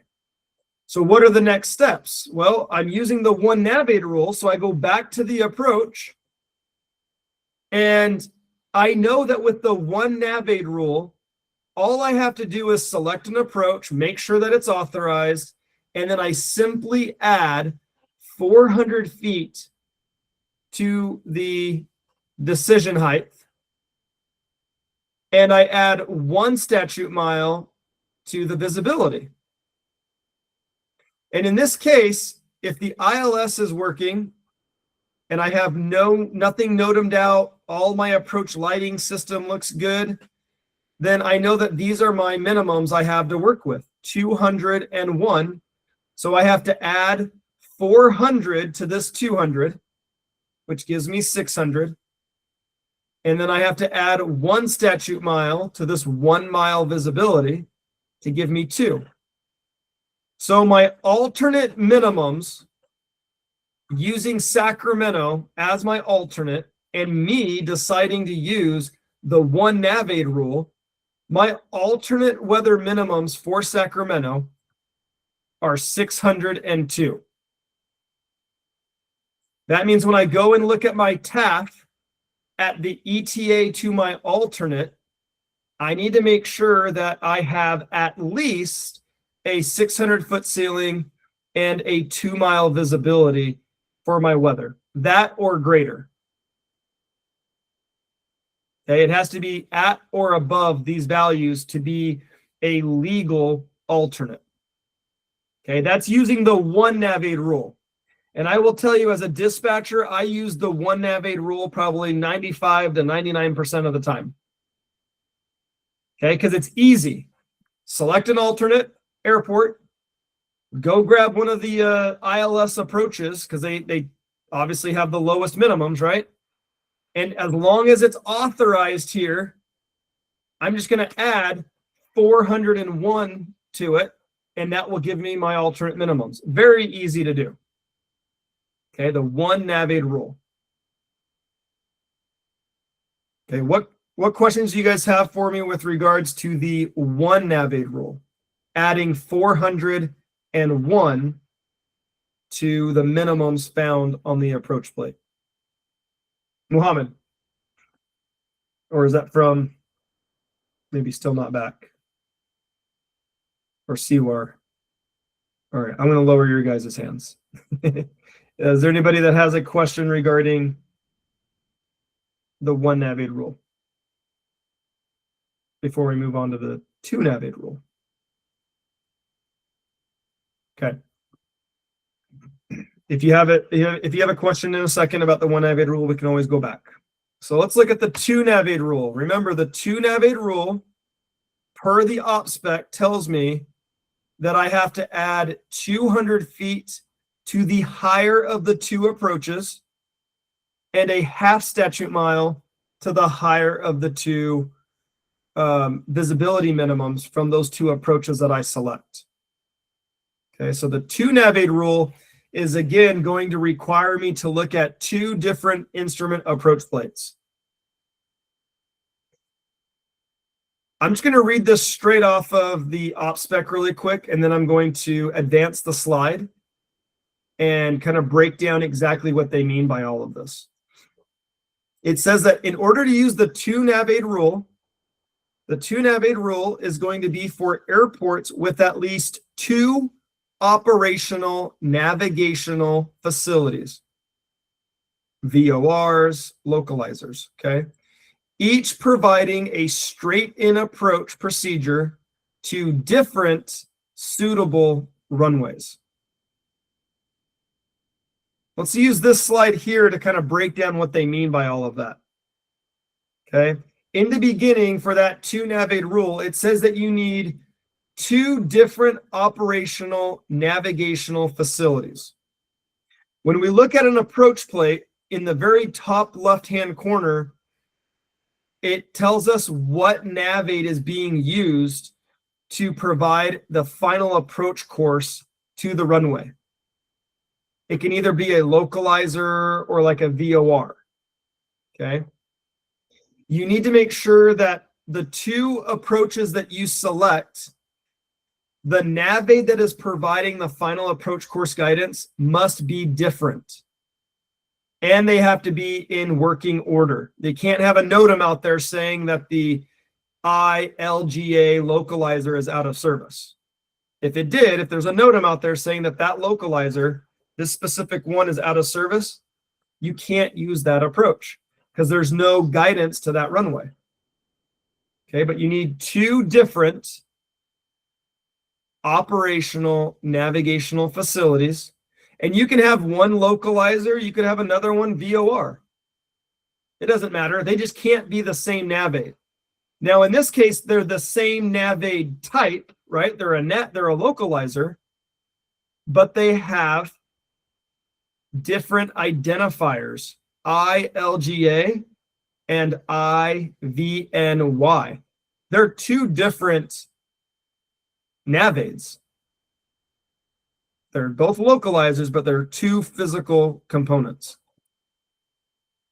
And we're going to do all this in a second. I'm going to show you how this all falls into place. And it also said that you have to have 2 different approaches to 2 different runways. Well, when we say 2 different runways, we don't necessarily mean that you need 2 different pieces of pavement necessarily. Runway 10 and runway 28 are on the same piece of pavement, but they're coming from 2 different ends, so they're considered 2 different runways. Okay. And then you also have to check NOTAMs. So you have to make sure that the NOTAMs look good, that you're not picking an approach that is NOTAMed out of service or to a runway that is closed during the estimated time of arrival. And you also have to check the winds. You have to make sure that the winds are appropriate for the approaches that you selected. So if it's really, really gusty out there, see like this, out to the south, I may want to pick a runway that's not going to create a big tailwind on the aircraft, because the aircraft and the pilots like to land into the wind. So if you see gusty winds, okay, or just high sustained winds, you might want to pick a runway that's going to make sense at that time. So let's piece all this together so you guys get an idea of how to use the 2 navigate rule. So again, we're in a situation where our destination requires an alternate airport, and we've gone ahead and we've selected Sacramento as our alternate airport. And I've gone ahead and just quickly randomly selected these 2 approaches here, the ILS to 16 left and the ILS or localizer to 16 right. Now, in this scenario, these are 2 very separate runways, right? They're parallel runways with each other. It could have been the reciprocal runway if winds were good enough, right? I could have picked, what, 16 left and 34 right, which would be the same piece of pavement. And sometimes that can be done as long as the winds work. So I've selected these 2. And I know that I can use them because the identifiers, the localizers, are different. ISMF and IMDK. They're 2 different navigats to 2 different but suitable runways. Now, what else do I need to do to verify that both of these approaches are authorized for me to use to determine my alternate minimums with what we've talked about. What else needs to be looked at? Lakeisha. The 10.9A to make sure that it's in use or it's authorized. Perfect. So the 10.9, I'm looking here, the for filing as an alternate. I do not care about any of these numbers down here.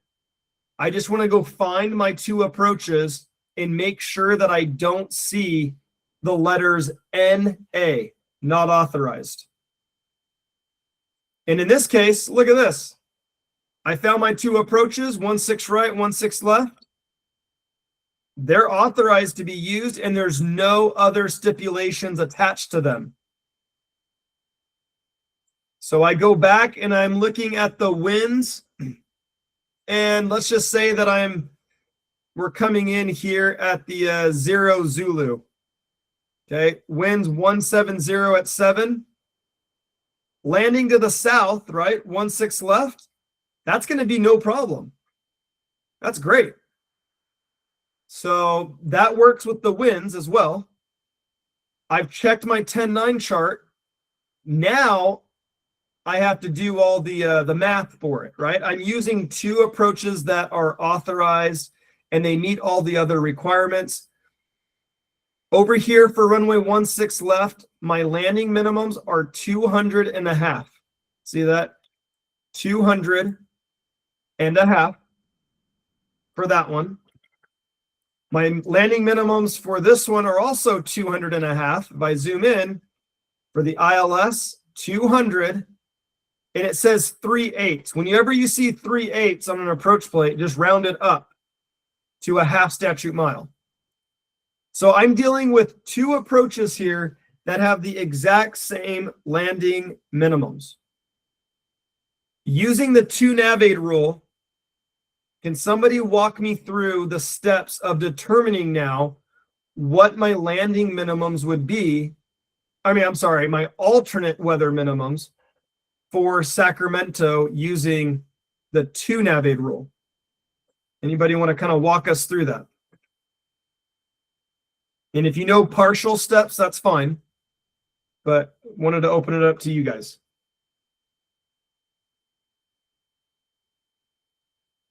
So somebody tell me this. What numbers need to be added to our minimums for the 2 navigate rule? Do you guys remember that part? 201. Almost. 200's correct. Caitlin. 200 feet and a half statute mile. Okay, and it's 200 feet to the higher of the 2, okay, decision heights, and then a half statute mile has to get added to the higher of the 2 visibilities. Well, in this case, both approaches have the same exact minimums, so this is easy, right? What's 200 plus 200? I get 400. And then a half added to a half is 1. So my alternate minimums using the 2 navigate rule is 401. Meaning, again, my ETA to my alternate, I have to look at the TAF, the forecast, and see at my ETA to my alternate, do I at least have a 400-foot ceiling and a 1 statute mile visibility? That or greater. And if I do, then I can list that as an alternate on my flight plan. Okay. If this minimum over here was 201, let's say it had a higher visibility. Okay, and this one remained at 200.5. Then what we would do using the 2 navigate rule is we would say, okay, I'm using the 2 navigate rule. I need to add 200 to the higher of these 2 decision heights, which would be 400. And then remember, in our example here, this one's going to be 1 statute mile, and this one will remain at a half. So now I have to add a half statute mile to the higher of the 2 visibilities. Well, that would be this one over here, the 1 statute mile, and I add a half to it, it would be 1.5. So then in that scenario, I would have 400, 1.5 as my alternate minimums. Okay, in the 2 navigate rule, you're adding 200 to the higher of the 2 decision heights and a half statute mile to the higher of the 2 visibilities. Okay, any questions with the 1 navigate and 2 navigate rule now? Does it help seeing this again with different examples, or do we need to revisit some of this other, or go back to one of these scenarios? Okay. All right. Perfect. Well, yeah, nobody has questions. Want to make sure I didn't step on anybody. Okay. All right. Well, let's take a minute and look at our basic dispatching steps now. So let me switch screens.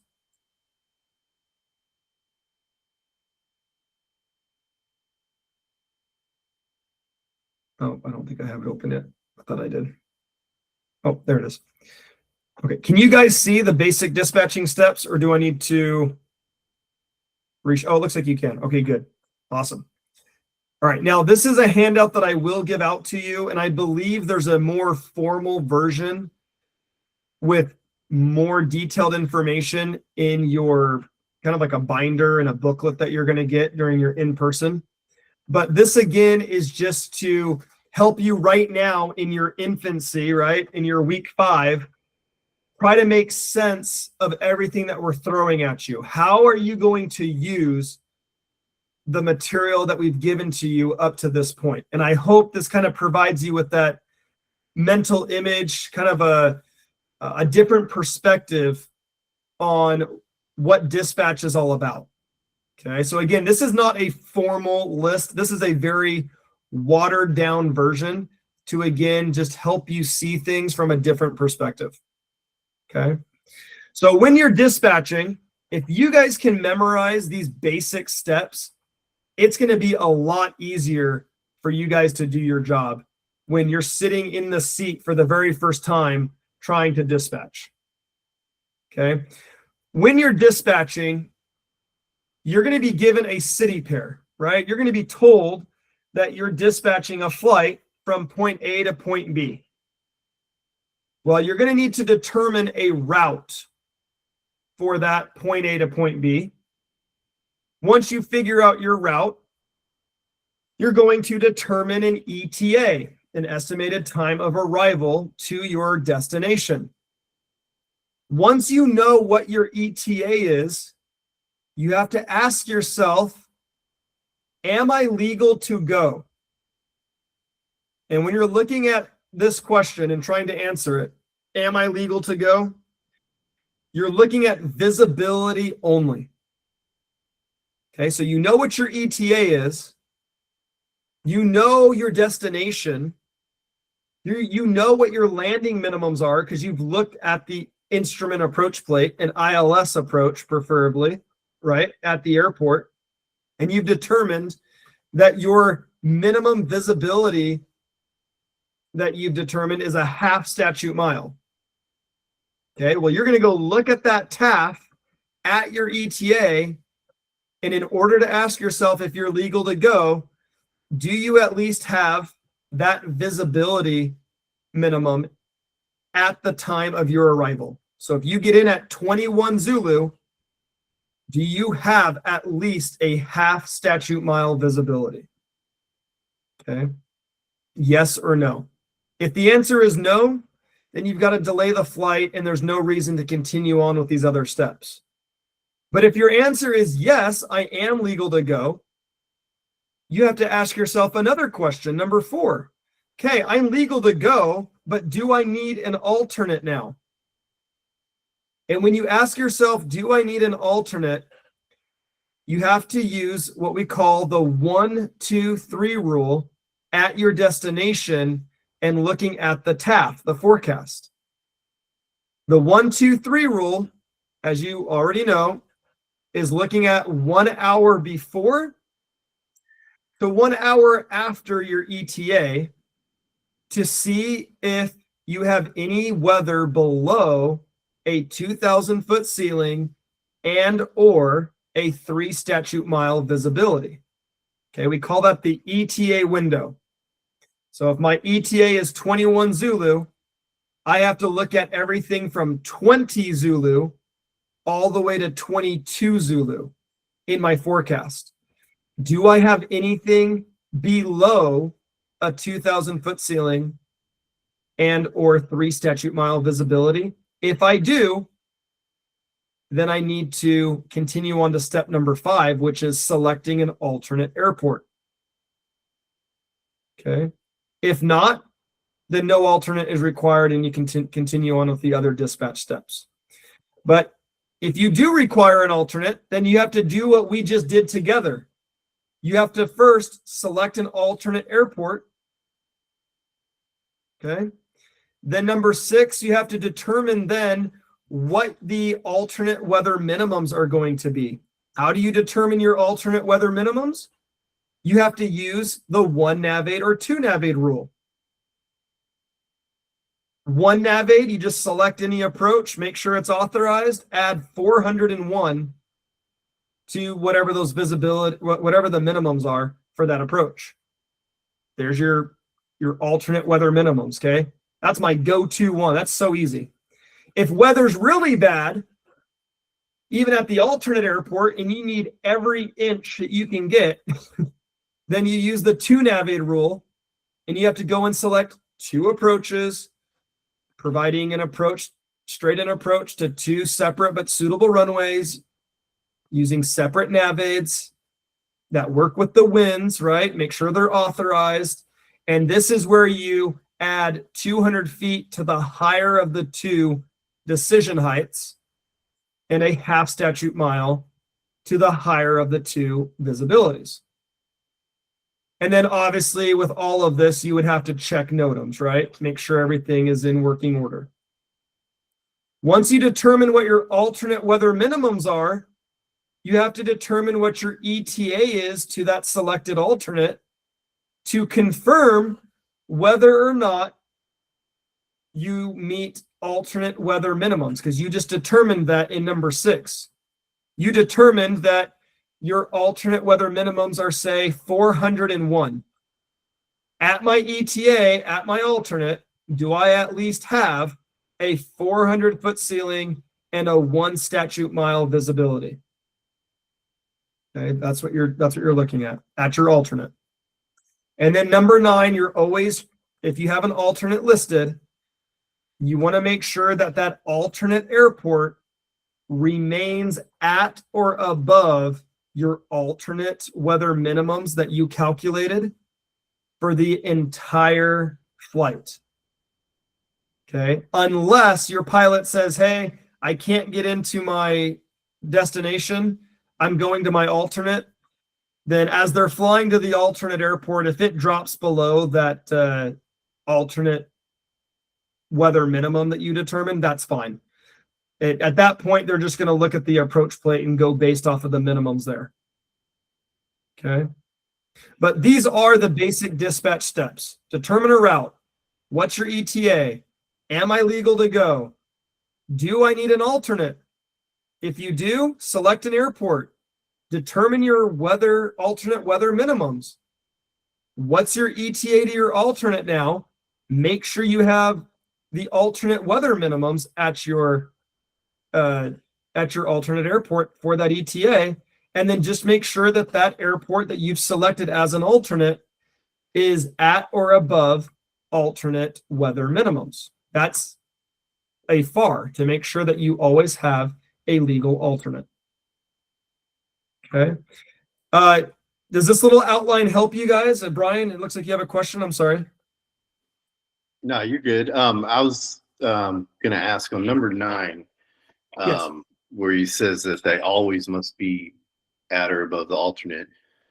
Are you referring to for the, always during, as far as the forecast, or if like you're in, let's say they're in the air and they're in the middle of the flight and the forecast at your alternate has changed? Does that mean mid-flight you'd want to go ahead and look at maybe altering your flight or your dispatch to find a new alternate? Within the fuel capabilities of the aircraft at that time. Okay. Yep. And you would communicate with the pilot and go, hey, Sacramento just went below your alternate minimums. Your new alternate airport is XYZ. I've calculated your new fuel burn to that airport. It's this amount. Do you concur? Are you guys okay with that? And they'll do calculations on their end to go, yeah, I see that. That works. Let's go ahead and change our alternate to whatever you've determined. Okay. Okay. Cool. But it has to remain legal for the entirety of the flight, even if they're in air. Okay. That is your responsibility to let them know. And the way you set up your desk in the airlines, you'll get notifications like, hey, Sacramento went below this threshold. And you're like, oh, I use that as an alternate. Yeah. I better change that. So there are different tools to help you ensure that you're notified of when certain airports that you're using go below a certain threshold. Thanks. Okay. Any other questions with regarding to these basic dispatch steps? Again, the sooner you can start thinking this way and dreaming these steps in your head, I know it sounds weird, but I need a route. What's my ETA? Am I legal to go? Do I need an alternate? This is going to be much easier for you, a much easier process for you to learn. Trevor. Is the alternate ETA based on just flying to the destination and then flying directly to their alternate, or is it factoring in like shooting an approach also, or how's that work? No, it's just a direct, and that number, that value, or that ETA is calculated for you in the airlines. It's just, it'll spit it out.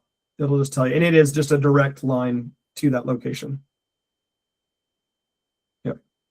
But you have to account for it, right? It's, if it's another 15, 20 minutes, then you need to add that on to the ETA to your destination so that you can determine, okay, this is roughly what my ETA would be to my alternate. That way you can look at the correct portion of your TAF to determine whether or not you have the ceiling and visibility.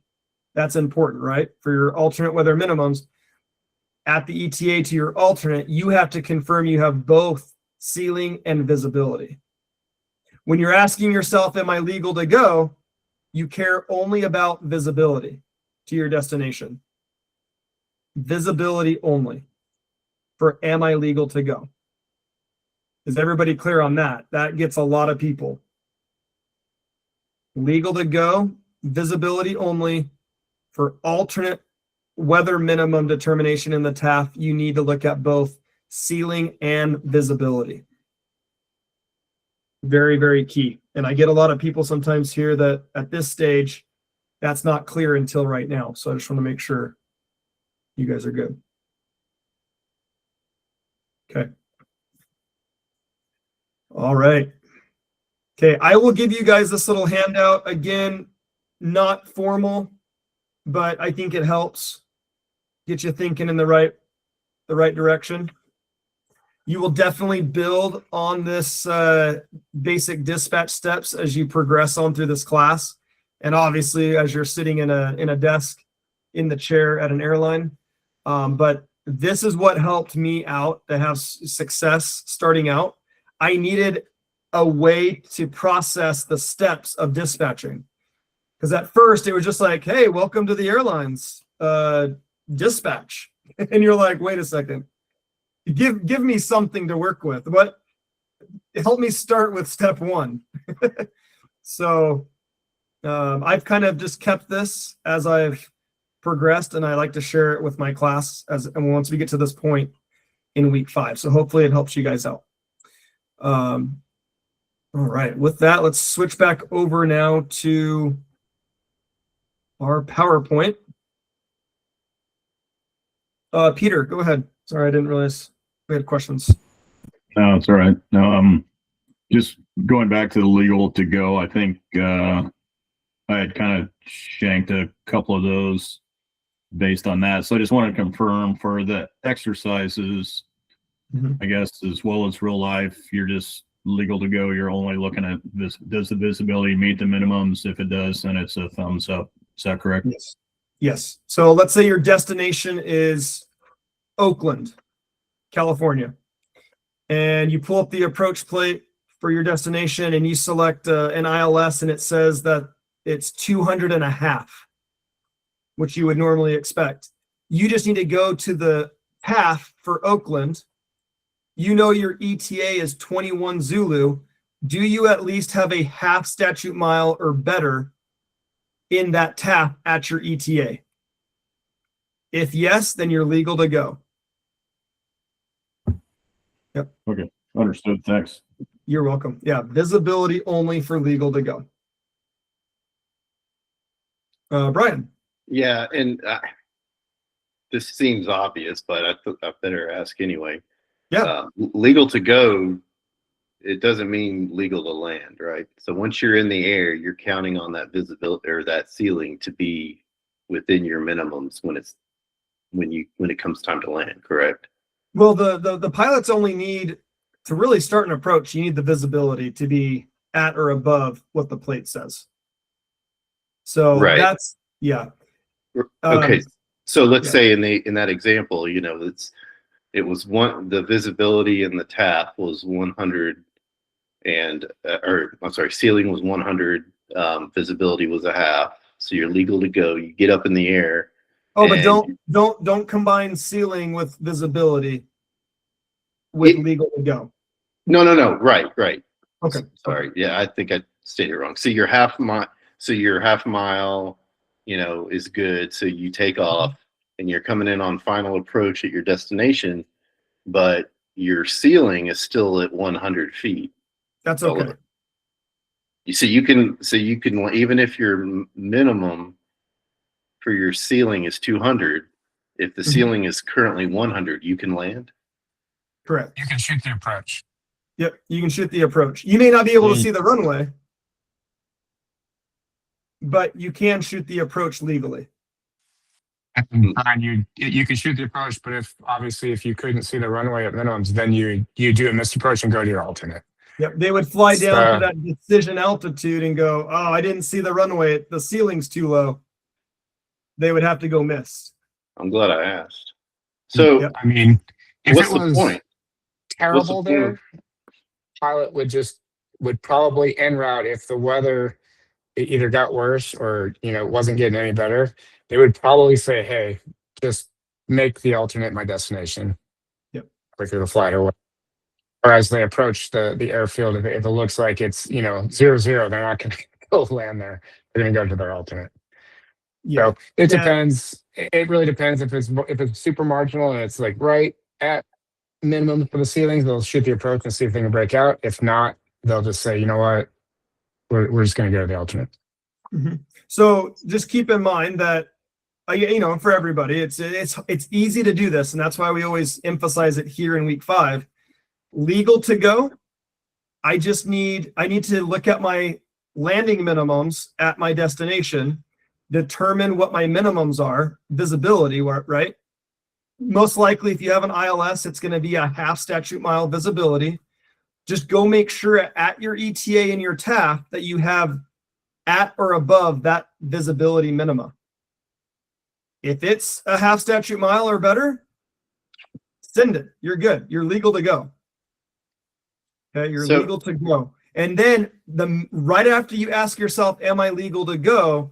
You ask, do I need an alternate? That's when you look at the ETA window now at your destination, the 1 hour before all the way to 1 hour after.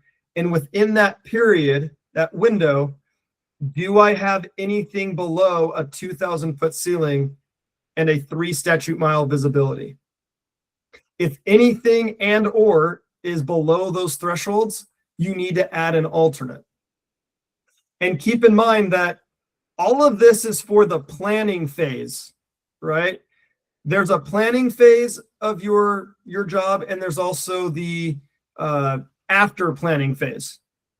And you're going to handle things differently in those two different situations.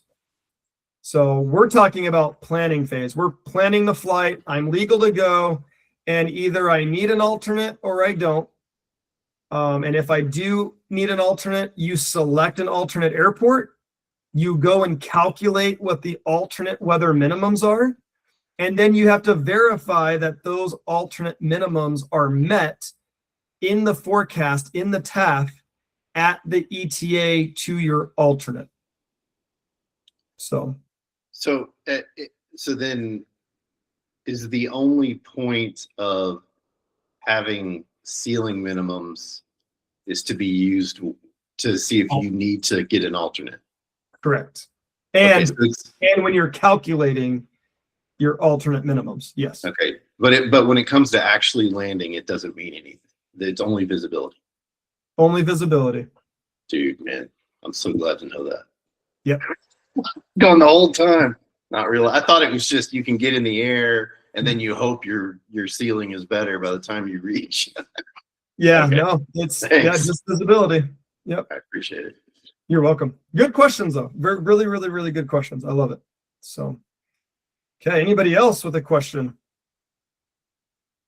So again, you guys can go back and review that sheet later on with, by yourself, but hopefully again, that provides you with a better understanding of the thought process that you need to begin developing now so that you have better success when you're sitting in that dispatch seat. You can look at the screen a little differently. You know how to execute. You know where you're going, right? Sometimes we see dispatchers that are like, I don't know what the end goal is. What am I supposed to do? And it's like, these are the steps that you need to be going on in your head so that you can then take the appropriate steps to complete the steps that need to be taken to successfully dispatch a flight. Okay. All right. So let's spend the last, hour or so talking about airspace and air traffic control. Let me start out this section by just telling you that there is a lot of information that I've actually gone ahead and taken out of these slides that they've created because it's very pilot focused and it becomes overwhelming, especially for individuals who are just starting out in aviation. So I will do my very best to provide you guys with as much detailed information as I can, but hopefully in a way that is easily understood. Okay, and most importantly, pertinent to a dispatcher. So we'll start that off and we'll start talking about airspace. Airspace is going to be divided up into either controlled or uncontrolled airspace. And within the United States and within our national airspace system, we have provided different airspace classifications, A through E, and then an uncontrolled, no ATC services airspace, the uncontrolled, which is referred to as Class G or Class Golf airspace.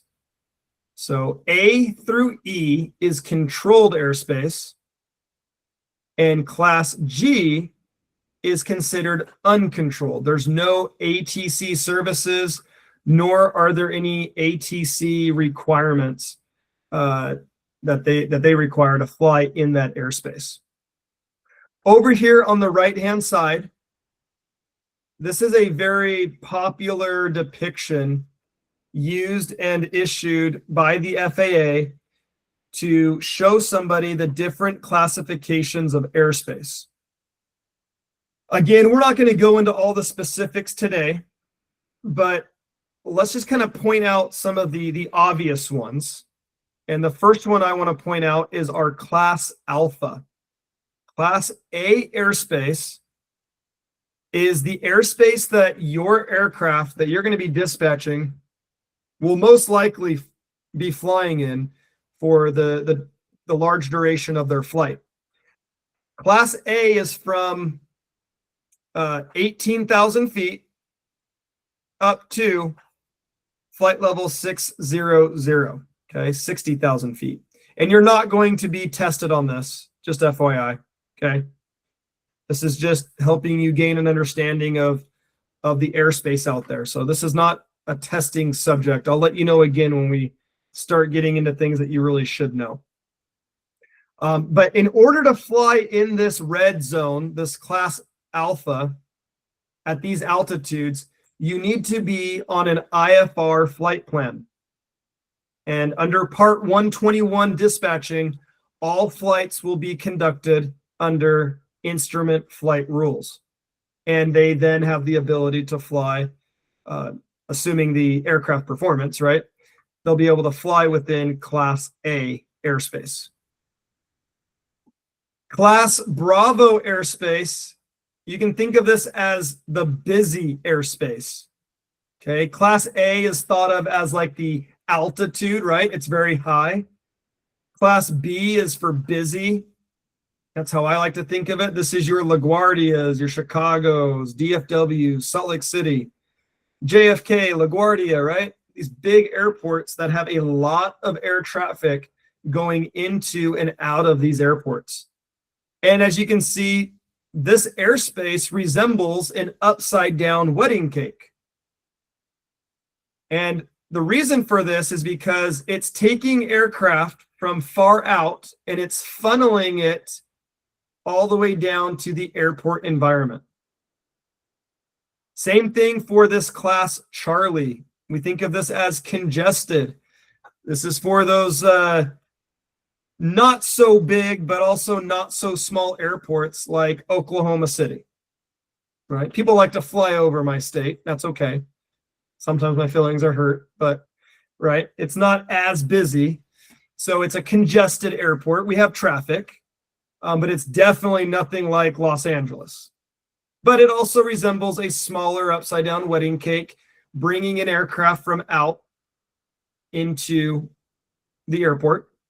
This is all controlled, and they can dictate who's flying in here, and ATC has the ability to separate aircraft the way they want. Class Delta is for like your smaller airports that have a lot of business jet traffic. They are towered. They do have a tower. This is where you begin, if you were talking about airspace from the ground up, this is where you would begin having dialogue with air traffic control. And then you have Class E. This is like, think of everywhere. Class E touches every single airspace out there. Excuse me. And then Class Golf is your uncontrolled airspace. And Class Golf begins at different altitudes. Again, don't worry about this, you guys, as a dispatcher.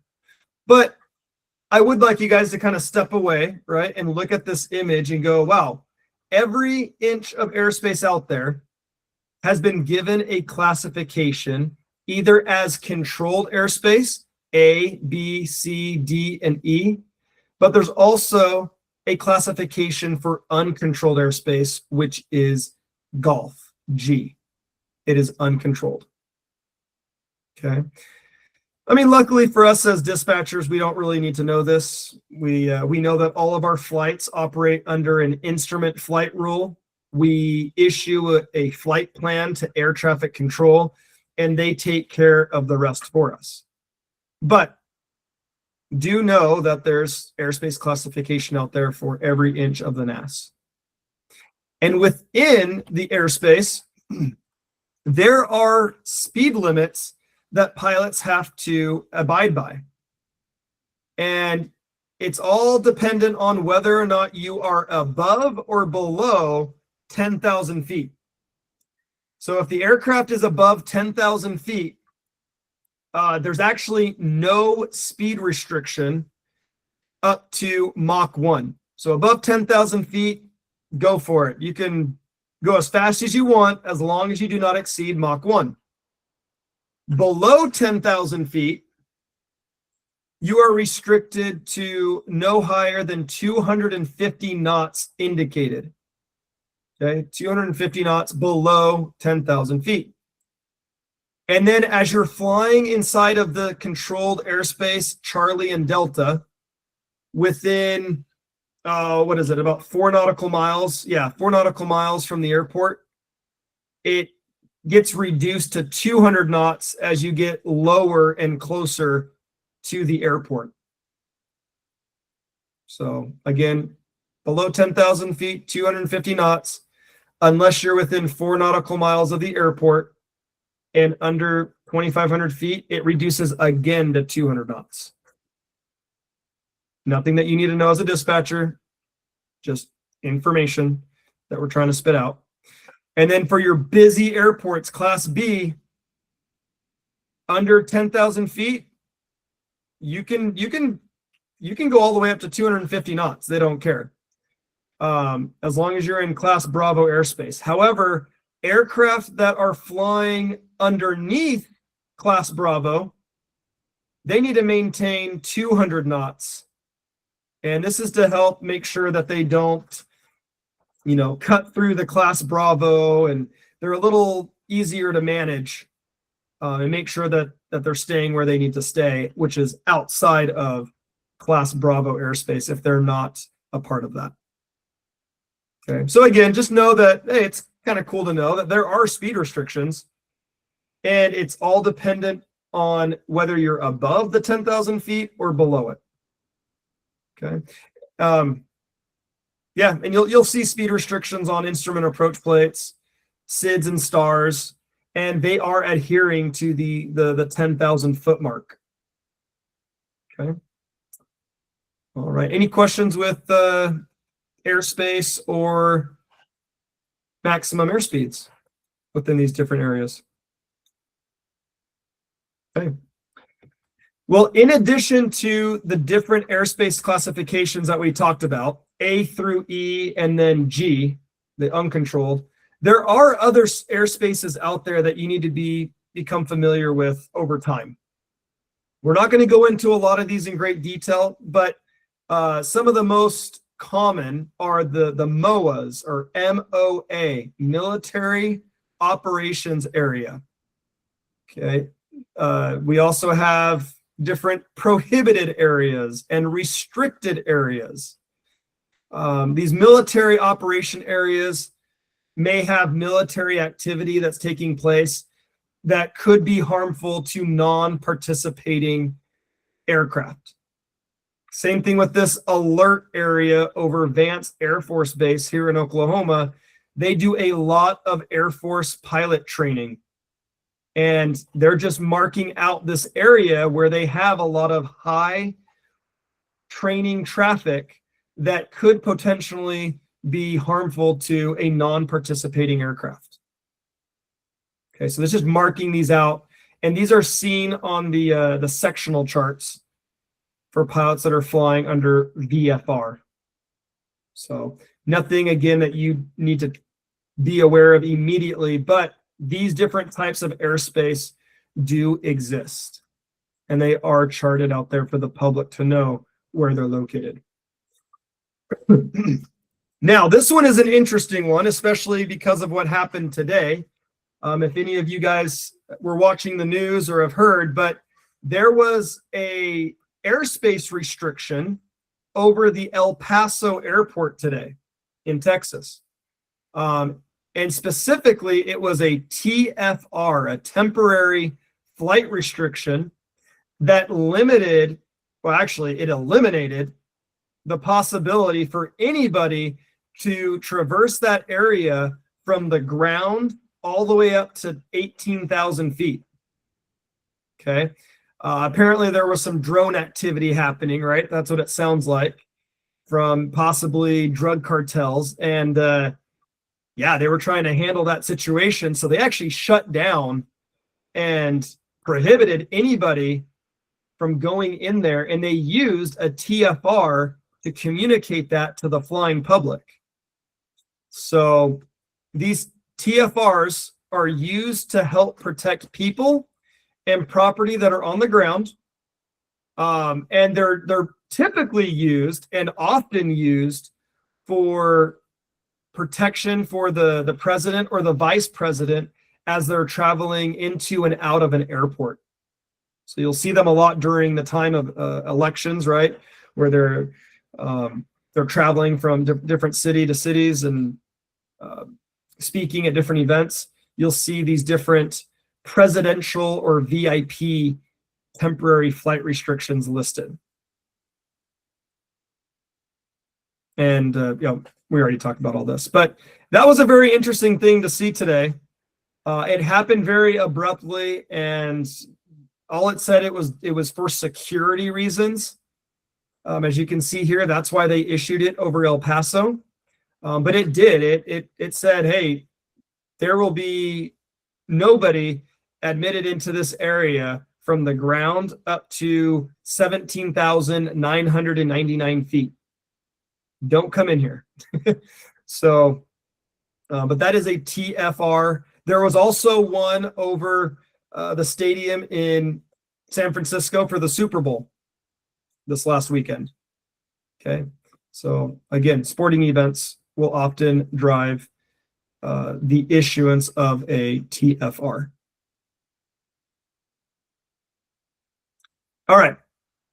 Now we're kind of back into an area, you guys, that I do need you to focus on because there could be some potential testing questions in the near future. Okay. We're going to start talking about RVSM airspace. This is reduced vertical separation minimum airspace.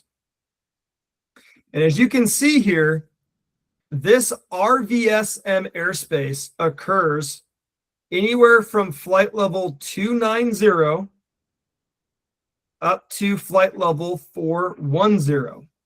So between 29,000 feet and 41,000 feet, all aircraft are going to be separated by 1,000 feet as they travel in opposite directions. So for example, my aircraft here traveling at an altitude of 35,000 feet is separated by 1,000 feet from the aircraft that is traveling at an altitude in the opposite direction of 34,000 feet. And also take note that my east traveling aircraft are all at odd altitudes, and my aircraft flying to the west are all at even flight levels. Okay, but again, reduced vertical separation minimums are used within this block, this altitude of 29,000 feet to 41,000 feet, with the goal of being able to fit more aircraft into the NAS, into the airspace, and still ensure that they are separated by 1,000 feet, which I know is not a lot, right? When you're thinking about how fast these things are going, 1,000 feet, you're like, please give me more space. So, and as you're during your dispatch familiarization flights, your jump seating, you're going to have many opportunities during cruise to look up and see different aircraft traveling above you and below you. And it's actually a really neat experience. So something to look forward to. All right. Let me skip this. Now, because we are trying to fit a lot of aircraft into this big chunk of airspace here and separate them within 1,000 feet of each other, you are going to have to receive approval from the FAA in order to fly and to be authorized to fly inside RVSM airspace. Your aircraft will also need to be certified as an aircraft authorized to fly in this airspace. And it's normally placarded somewhere in the cockpit that says RVSM certified or qualified. You'll see it in there somewhere in the aircraft. But look at the difference. Look at what we've achieved over the years as we've implemented this RVSM airspace concept. So here's a scenario where aircraft are separated by 2,000 feet, traveling in opposite directions, versus the scenario where the aircraft are adhering to RVSM airspace requirements.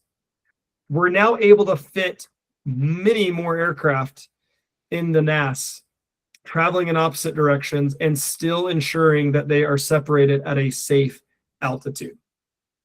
And because of this minimal separation, okay, 1,000 feet, we do have to make sure, both dispatchers and pilots, that we don't have any turbulence that is so extreme that it's causing us to be put in a position where we're not able to maintain our altitude. So if our pilots are experiencing turbulence where they're not able to maintain their altitude, they will have to request to leave the RVSM airspace. Same goes for any operational equipment errors. If they have issues with their autopilot, their altimeters, their altitude reporting transponder, or any other altitude alerting system, they will have to request to leave this block of airspace and fly below 29,000 feet. Now, as a dispatcher, what comes to mind, you guys, if you have planned your flight at 36,000 feet, and now your pilot tells you that they're going to have to leave RVSM airspace and fly at, say, 28,000 feet, what would be your biggest concern? Just right off the bat, what do you think? Gas. Yeah, fuel, right? We're going to be burning a lot more fuel at a lower altitude than what we were doing at a higher altitude because of the increased air density. Okay, so your aircraft is going to perform differently at that lower altitude. It's going to require you to burn more fuel than it did at 36,000 feet. And that would need to fall on your shoulders as a dispatcher, along with the pilot in command. You would need to use the programs at your company to calculate now a new fuel burn from their current location with the amount of fuel that they have on board at this new altitude that they're going to fly, and determine whether or not they can still land at the airport, at their destination, with enough fuel. Okay, and that'll be between you and the captain to make that determination. There have been times in the past where things like this have happened, and I've had to send my aircraft to my pilot, my crew, to an alternate airport because they just had too much distance to cover at that lower altitude now. So they had to go get more fuel in order to safely reach their destination. And that can happen depending on how long the flight is. Okay. Now, again, with regards to RVSM airspace, you will tell air traffic control that your aircraft is equipped and authorized to fly within this airspace because your air traffic control flight strip, so your flight plan here, will list what aircraft type you're dealing with, and then it will have all of these different codes here, which we don't go into in a dispatch school. You'll learn this at the airlines, what all of these different letters mean. But the one that I'm going to point out to you tonight is the letter W. This letter W is what tells air traffic control that your aircraft can fly between 29,000 feet and 41,000 feet inside that RVSM airspace. It's a W, so think of like air altitude, right? Down, up, down, up. That's how I remember that W is RVSM. Because it's like going down, up, down, up. So, and there's all other different quirky ways of remembering all the others that you'll enjoy coming up with on your own. I'll leave that to you. But you can see here that the N stands for knots. So I'm telling ATC that I have a filed flight plan with an airspeed of 452 knots and the F stands for flight level. And I'm planning my flight at 30,000 feet, which is inside RVSM airspace. But if something were to have broken, or it's inoperative now and it's on the ground, and they tell me, hey, my autopilot is now inop. Well, they can still fly the aircraft, okay, but there's going to be a limitation on that minimum equipment list, the MEL that you guys learned about. Okay, and it's going to tell the dispatcher that if the autopilot is deferred or not working, then you are restricted from allowing this aircraft to fly in RVSM airspace. So we would take that W out because we don't want air traffic control to think that my aircraft can fly in it, because it can't. And then we would give it an appropriate altitude below RVSM airspace. In this case, say 27,000 feet now. Okay, because that's outside of that RVSM airspace. But again, this is just to help you think like a dispatcher, that sometimes you're going to be confronted with an aircraft limitation. And that may require you to change something on the flight plan and ultimately the altitude that you're planning to use. And then on top of that, that will change the amount of fuel that is required at that lower altitude. Okay, so all of these things add up. And as a dispatcher, you're going to take into account NOTAMs and aircraft limitations to ultimately come up with a flight plan that works with that aircraft and with also the training that your pilots have. Sometimes there's limitations with the pilots. They just can't do certain things. So, and that's what the airlines will train you on, but just kind of keep those things in mind. What questions do you guys have for me regarding RVSM airspace, reduced vertical separation minimum airspace?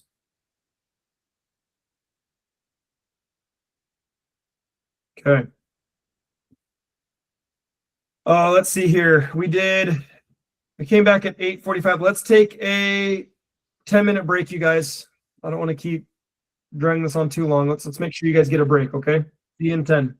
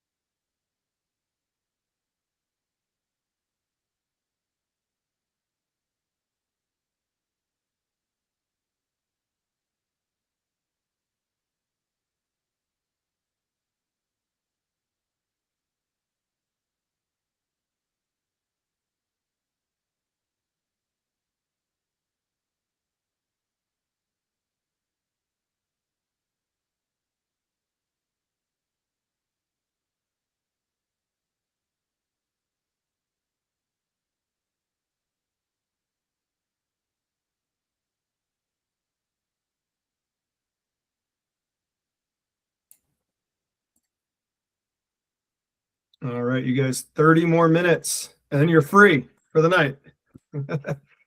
Okay. So let's talk about our last subject here, which is air traffic control. Again, a lot of this, you guys, the majority of it is going to be more informational at the moment. It's all really good information to know, especially when we start talking about the topic of ground delay programs, GDPs, and ground stops. Okay, these are one of two ways. There are other methods, but these are the two most common ways that air traffic control will try to manage the traffic in and out of an airport. Okay, it's using these different traffic management initiatives. There's a lot of different techniques that they use in order to manage the demand of traffic. Also, air traffic control is comprised of a number of different types of controllers. As many of you already know, not all air traffic controllers spend their time in the cab or the tower. Okay, that's just one type of controller out there. Now, if this will advance, here we go. So air traffic control, when the pilot is at the gate, they'll talk to, say, a ground controller. Okay, and they'll get instructions on how to taxi out to the runway from this ground controller. Once they get closer to the runway, they'll be told to switch over to tower, and tower will tell them when they are cleared to take the runway and to depart. Once they take off and the wheels are off the ground, tower will tell them to contact departure on a different frequency, and they'll contact departure, and departure will basically just check in with them and make sure that they're flying, the SID, and they've got an idea of where they're going to be going. And then at some point after their departure, they'll be asked to contact center, which is a larger area.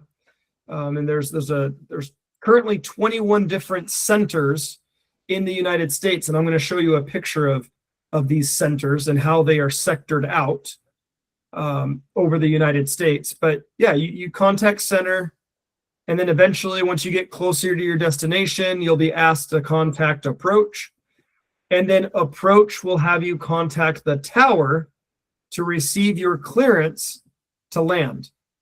And once you get back on the ground and you're getting ready to taxi out to the gate, tower will tell them to contact ground control again so that they can get instructions on where to taxi to get back to a gate, an assigned gate. So here are the different centers throughout the United States, including Alaska and Hawaii out there. They have their individual sectors or centers. So you have the Anchorage Center and Honolulu Center. And you can see here for Denver, this area, you have Denver Center, Salt Lake Center. So each of these different areas are separated into the areas that you see here. And so as you're flying, say from Chicago to San Francisco, you're going to cross through and talk to a number of different air traffic control centers along your way. Now, the reason why this is important for you as a dispatcher is, you guys are going to have to see this a number of times in order for it to really stick with you. But there are times where air traffic control notices that something is happening, say, at an airport, and in order for them to manage the demand of traffic at these airports, they have to issue and implement what they call a TMI, which is a traffic management initiative. Again, you're not going to be tested on these items right now. I'll make sure to pinpoint again what items you may be tested on. But this is not one of them. This is important for you to know as a dispatcher, though. You will apply these skills as a dispatcher. Okay, so in this scenario, we see Denver here that's highlighted in green, we're going to assume that Denver is having an issue with snow removal. And they said, you know what? We just cannot take as many people as we normally do because of the situation that we're having with snow. We need to put out a traffic management initiative that limits the number of arrivals for anybody coming from the tier 1 sections. Okay, tier 1, first tier.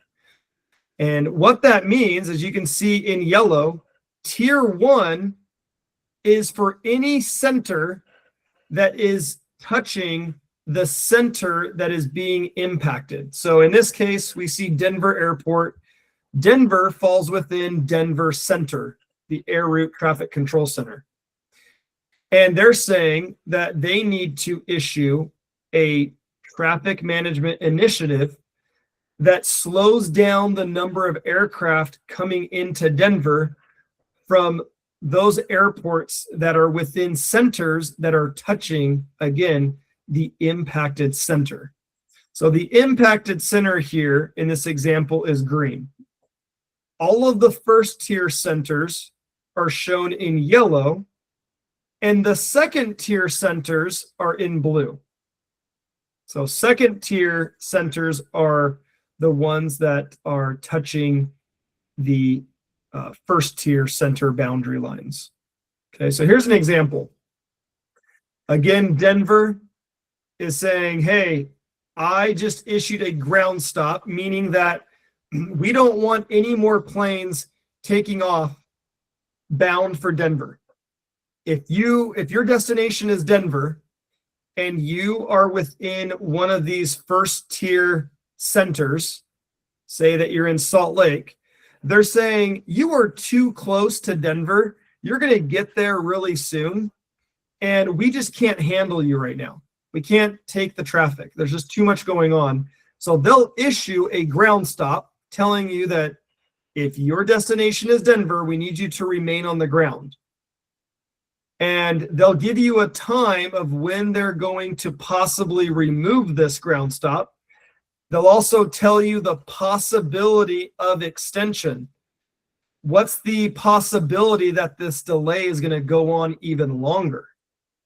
And most importantly, for what we're talking about right now, who is impacted by this ground stop? In this case, it's just the first tier airports. So again, Denver is the impacted airport. This is the center impacted in green. So anybody touching this center is considered a first tier center. So any airports in yellow, if their destination is Denver, ATC is saying, we will not release you. You will not be allowed to depart for Denver until this ground stop is removed. Now, anybody else in another center, like tier 2 or farther out, even Atlanta, you're not impacted by this. You can depart for Denver anytime you want, as regularly scheduled, without any impact.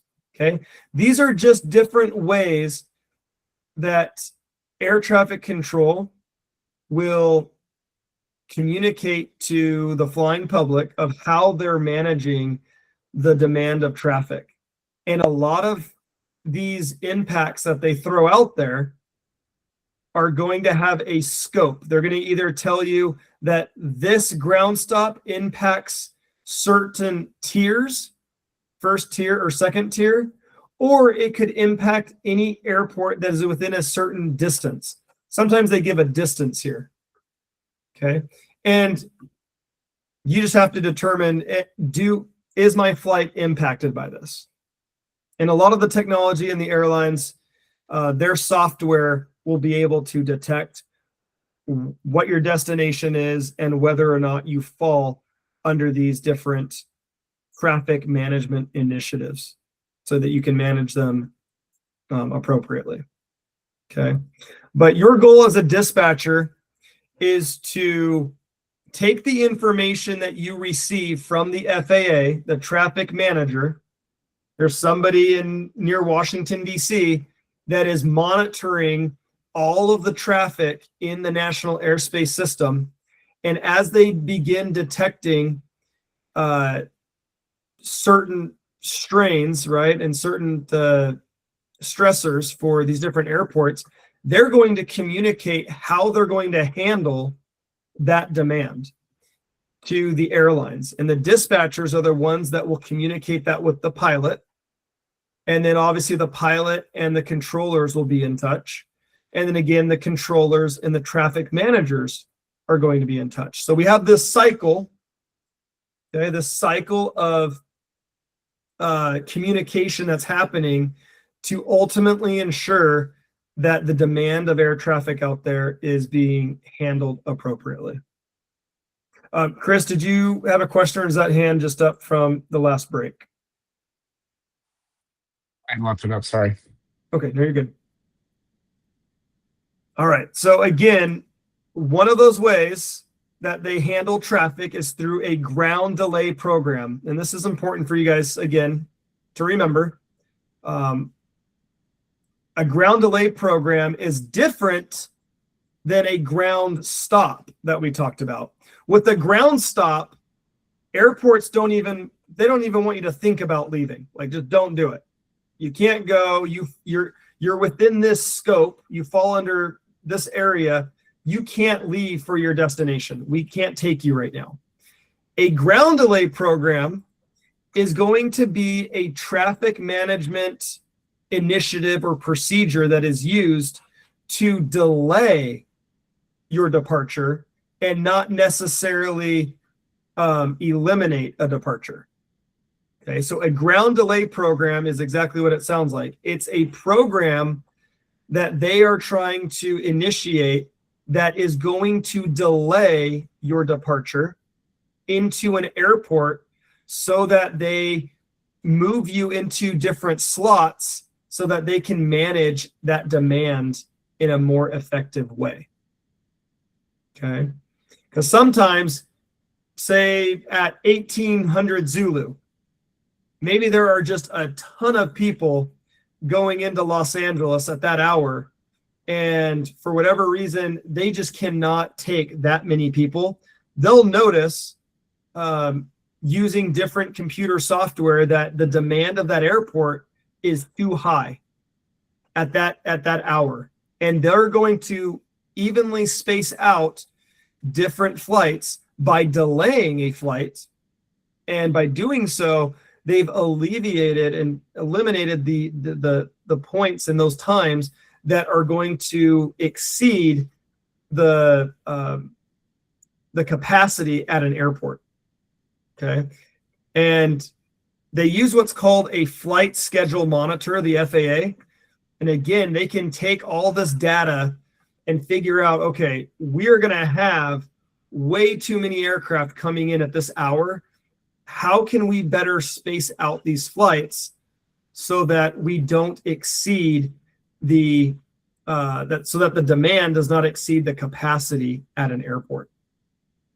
Okay, and the FAA is deciding all of that and then communicating that to the airlines, to the users. And this is just a graph. And let me kind of zoom in and show you what we're looking at here. Okay. This is a graph for LaGuardia. This white line is showing that LaGuardia can only handle about 38 aircraft an hour. That's their capacity. Okay, it's 38 aircraft an hour. And down here at the bottom, you have different Zulu times, 12, 13, 14, right? And look at what happens at this, what is this, 16 Zulu? We have all of these arrivals exceeding the capacity of that airport. And ATC, they know that they're just not going to be able to handle that many aircraft per hour at this 1600 Zulu time. So what they do is they put out a ground delay program, and they're saying that they're going to start delaying flights so that everything is more evenly spread out And as you can tell, now what they've done, because they've delayed the flights, none of the arrivals are exceeding the capacity at that airport. Okay.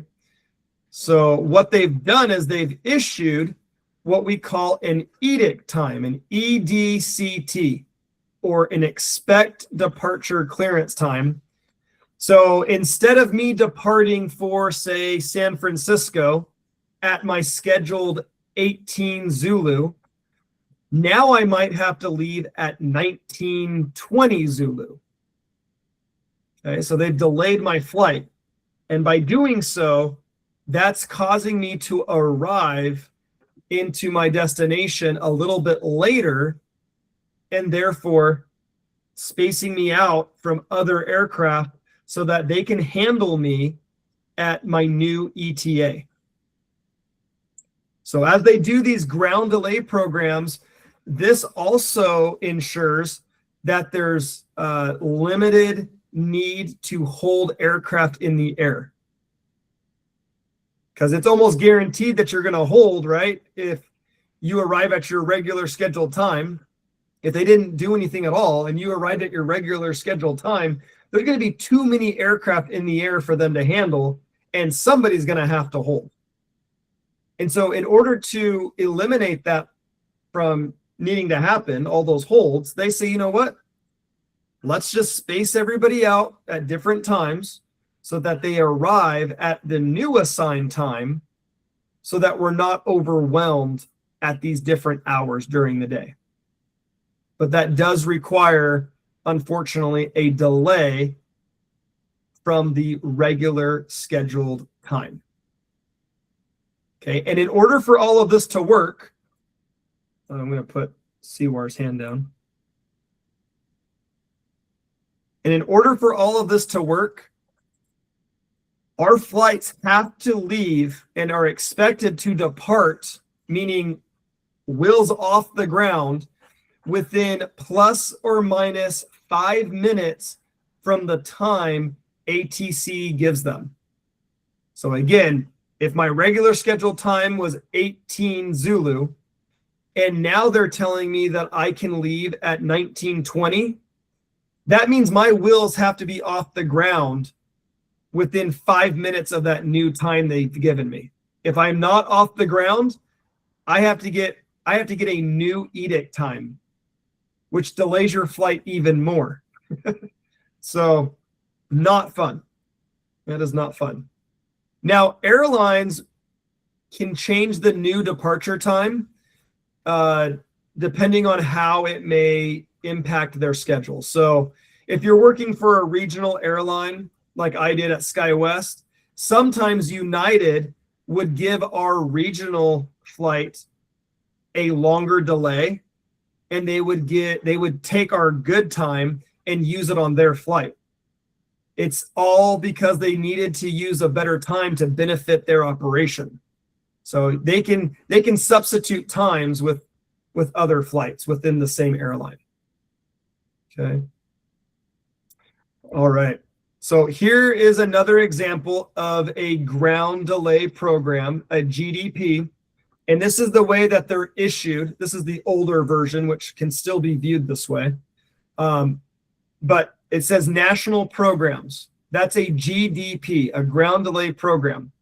This one is for Phoenix, and it's starting at this Zulu time, 030 to 0459.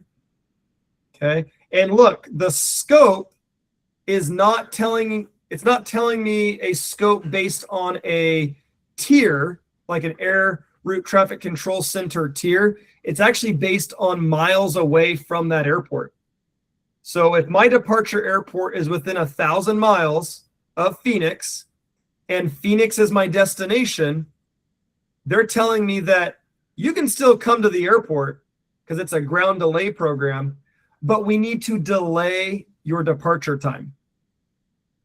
What's the reason? Something to do with weather, right? Could be low ceilings. So it reduces their airport arrival rate. Okay. So, and they're telling me that the average delay because of what's happening, is average 62 minutes of a delay. The airport's arrival rate or acceptance rate with this program, that means they can only handle 40 aircraft an hour. Okay. And this program that they've done, it's saying, hey, our acceptance rate is 40 aircraft an hour because of this program that we've put out. This ground delay program is telling me I can handle 40 aircraft an hour. And if you wanted to click on the advisory here, you can click on it and it gives you more information about this ground delay program. Okay. And then DA stands for delay assignment. And this is going to display the different delay minutes for each quarter hour. So it just breaks it down to exactly what the delay is. And a computer system is doing all of this, but you can view it if you wanted to break it down. So, but this is important because the pilot may call and say, hey, I see that there's a ground delay program in Phoenix now, and it looks like we are part of that delay. And you can say, yeah, it looks like there's an average delay now of 62 minutes. And then you can go look somewhere else for your specific flight to see exactly what time the FAA wants you to depart your airport so that you can get to Phoenix at the new expected time. But you can communicate that with your pilot so that they're not boarding the aircraft too early or too late. You guys can come to an agreement on that. Okay, so this is a ground delay program. Now, there are other initiatives, traffic management initiatives that are used to manage traffic in the NAS. And we've talked about a ground delay program, which reduces the amount of traffic going into an airport. Well, there's something very similar, but it's created and implemented so that we can ensure that not a ton of traffic is being sent to one location of the airspace as well. So we have what's called an airspace flow program, or a flow constrained area, telling us that, hey, in this region right here, this black line, we are expecting there to be an excessive amount of aircraft going in this area, flying from west to east, crossing this path. And if your flight is crossing this line, going to the east at this specific time, you are going to receive a new departure time, a new edict time. It works just like a ground delay program, you guys. But instead of now being concerned about traffic at an airport, we're now concerned about this area of the airspace getting too saturated with traffic for aircraft that are flying in a specific direction. So again, you're going to be notified like, oh yeah, my flight does cross this line at this time, and you're going to receive a new expected departure clearance time from the FAA. And all of this is really easy to see when you have the systems assisting you in the airlines. There's all these different warning messages that go off. You'll know, okay, that my aircraft is part of this program, because it knows, the system will know what time you're departing and what direction you're flying. It'll notify you of all of this. So you just have to understand these concepts, that the FAA sends out ground delay programs where they want me to go to the airport, but they're delaying me a little bit to handle the demand of traffic. There's also airspace flow programs that are concerned with the traffic traversing a certain portion of the airspace, so I could receive a delay for that. But there's also ground stops. Okay, ground stops again are another way of managing traffic into an airport. The difference between a ground stop and a ground delay program is that, again, the ground stop is saying, hey, we can't, nor do we want you to come to this airport at all. We don't want you to even attempt to come here. Okay. So the ground stop may be airport specific. And most of the time it is. It's just saying, hey, San Francisco is in a ground stop. There's been an accident, right? And for that reason, we're just saying, no matter where you're coming from, you are in a ground stop. And a ground stop can be used for a number of different reasons. It can be for weather. It can be used to avoid extended periods of holding, different saturation levels of traffic.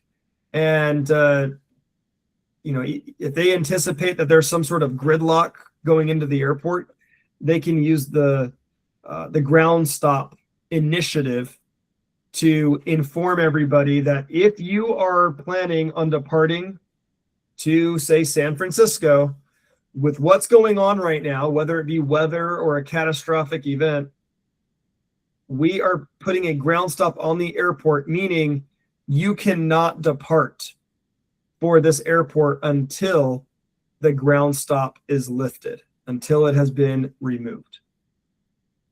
Okay, and you'll be notified of that. Just like the ground delay programs, they could say that Denver is in a ground stop, but that ground stop may only be for those areas that are close by. Remember those areas in yellow?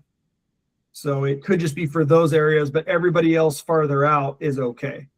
So it can be tier-based or distance-based as well, just like the ground delay program. Okay, we also have what's called a SWAP, or a severe weather avoidance plan. And basically what this is I'm going to kind of skip this here because we only have 5 minutes, but they have what's called a playbook route. And they're at some of our major airports, they know that weather gets really bad at some of these major airports. And what they've done, like at DFW, we get a lot of thunderstorms in this region of the United States. And so the FAA has decided to create a severe weather avoidance plan and a playbook route that tells people that they can, air traffic control can say, hey, the playbook routes going into DFW are available today. And they'll tell us that we need to file very specific routing into the Dallas airport. I'm just going to kind of go over here. So sometimes it's based on the air route traffic control center that you're coming from. And then it also specifies if you're going into these specific airports.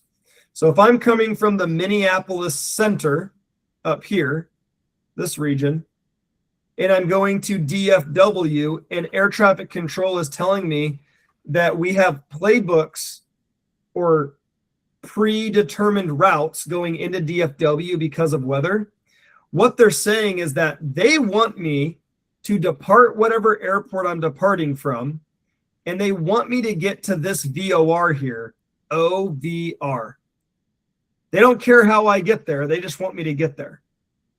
Once I get to that point, they want me to follow this specific routing, that jet route, that VOR, that fix, and this arrival into DFW.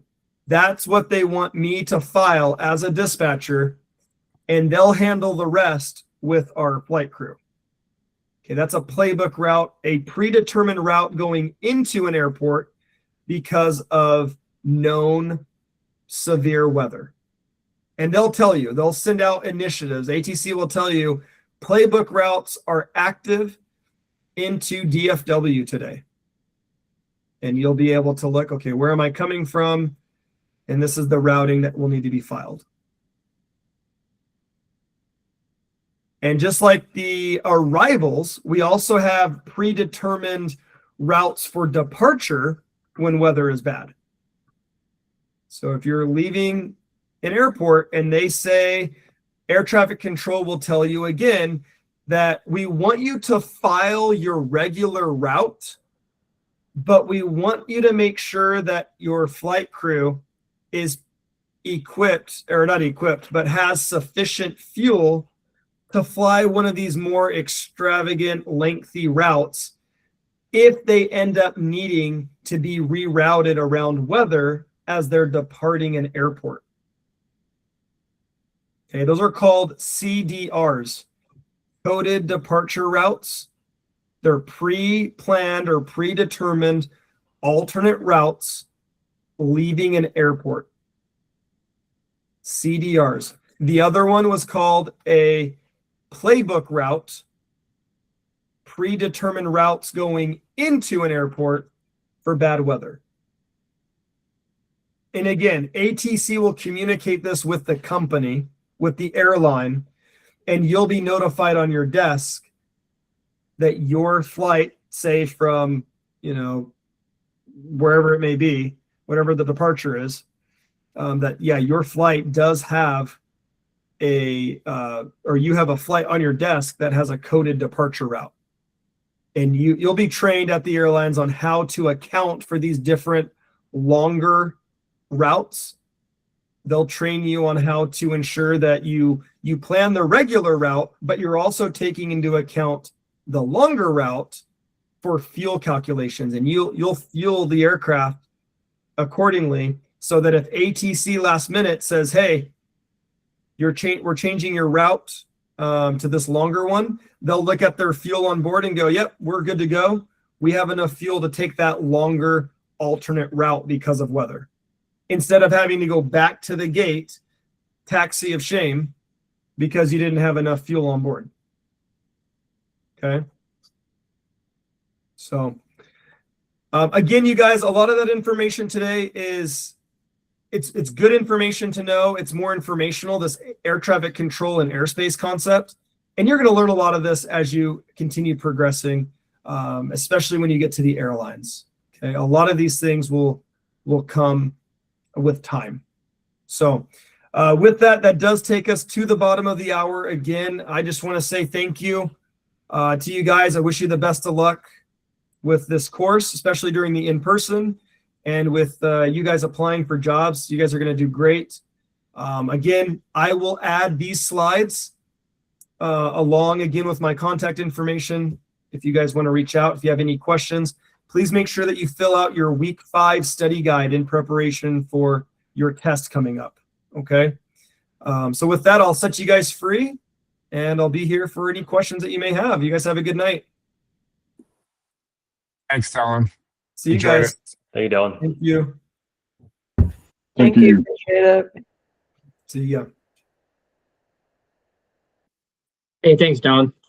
You bet.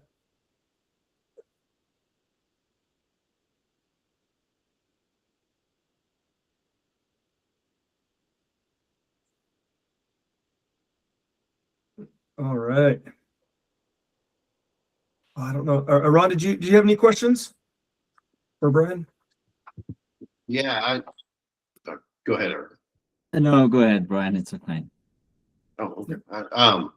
I was just curious, back on the back to earlier this evening, when we were talking about hold on, let me find my note. The ground-based nav aids, what were examples of ground-based nav aids, and the localizer was considered one, but we didn't. But is the glide slope not considered a ground-based nav aid, or is it also? It's another one. Yep. Okay, and but as far as the localizer, because I mean, it seems like the localizer has a specific frequency, like a VOR, Mhm. but the glide slope doesn't. I'm just trying to get an idea. No, it's a great question. First, let me go back to my answer when I said yes. The glide slope is a nav aid, but we didn't list it on there because it doesn't provide course guidance. Okay. Right? So it was more like what nav aids out there are on the ground that can provide a lateral course to somewhere. Okay, so it almost sounds like the localizer can kind of act like a more limited version of a VOR. Is that right? I mean, is You that can think of it that way. It's sending just one signal out. it's not doing the rather- whole Right. radios? Okay. Yep. But And then to planes. answer Oh, go ahead. what's that? I was just gonna say, so but planes can lock into a localizer, not just on their final approach, right? I mean, they can use it almost like if they're headed that way.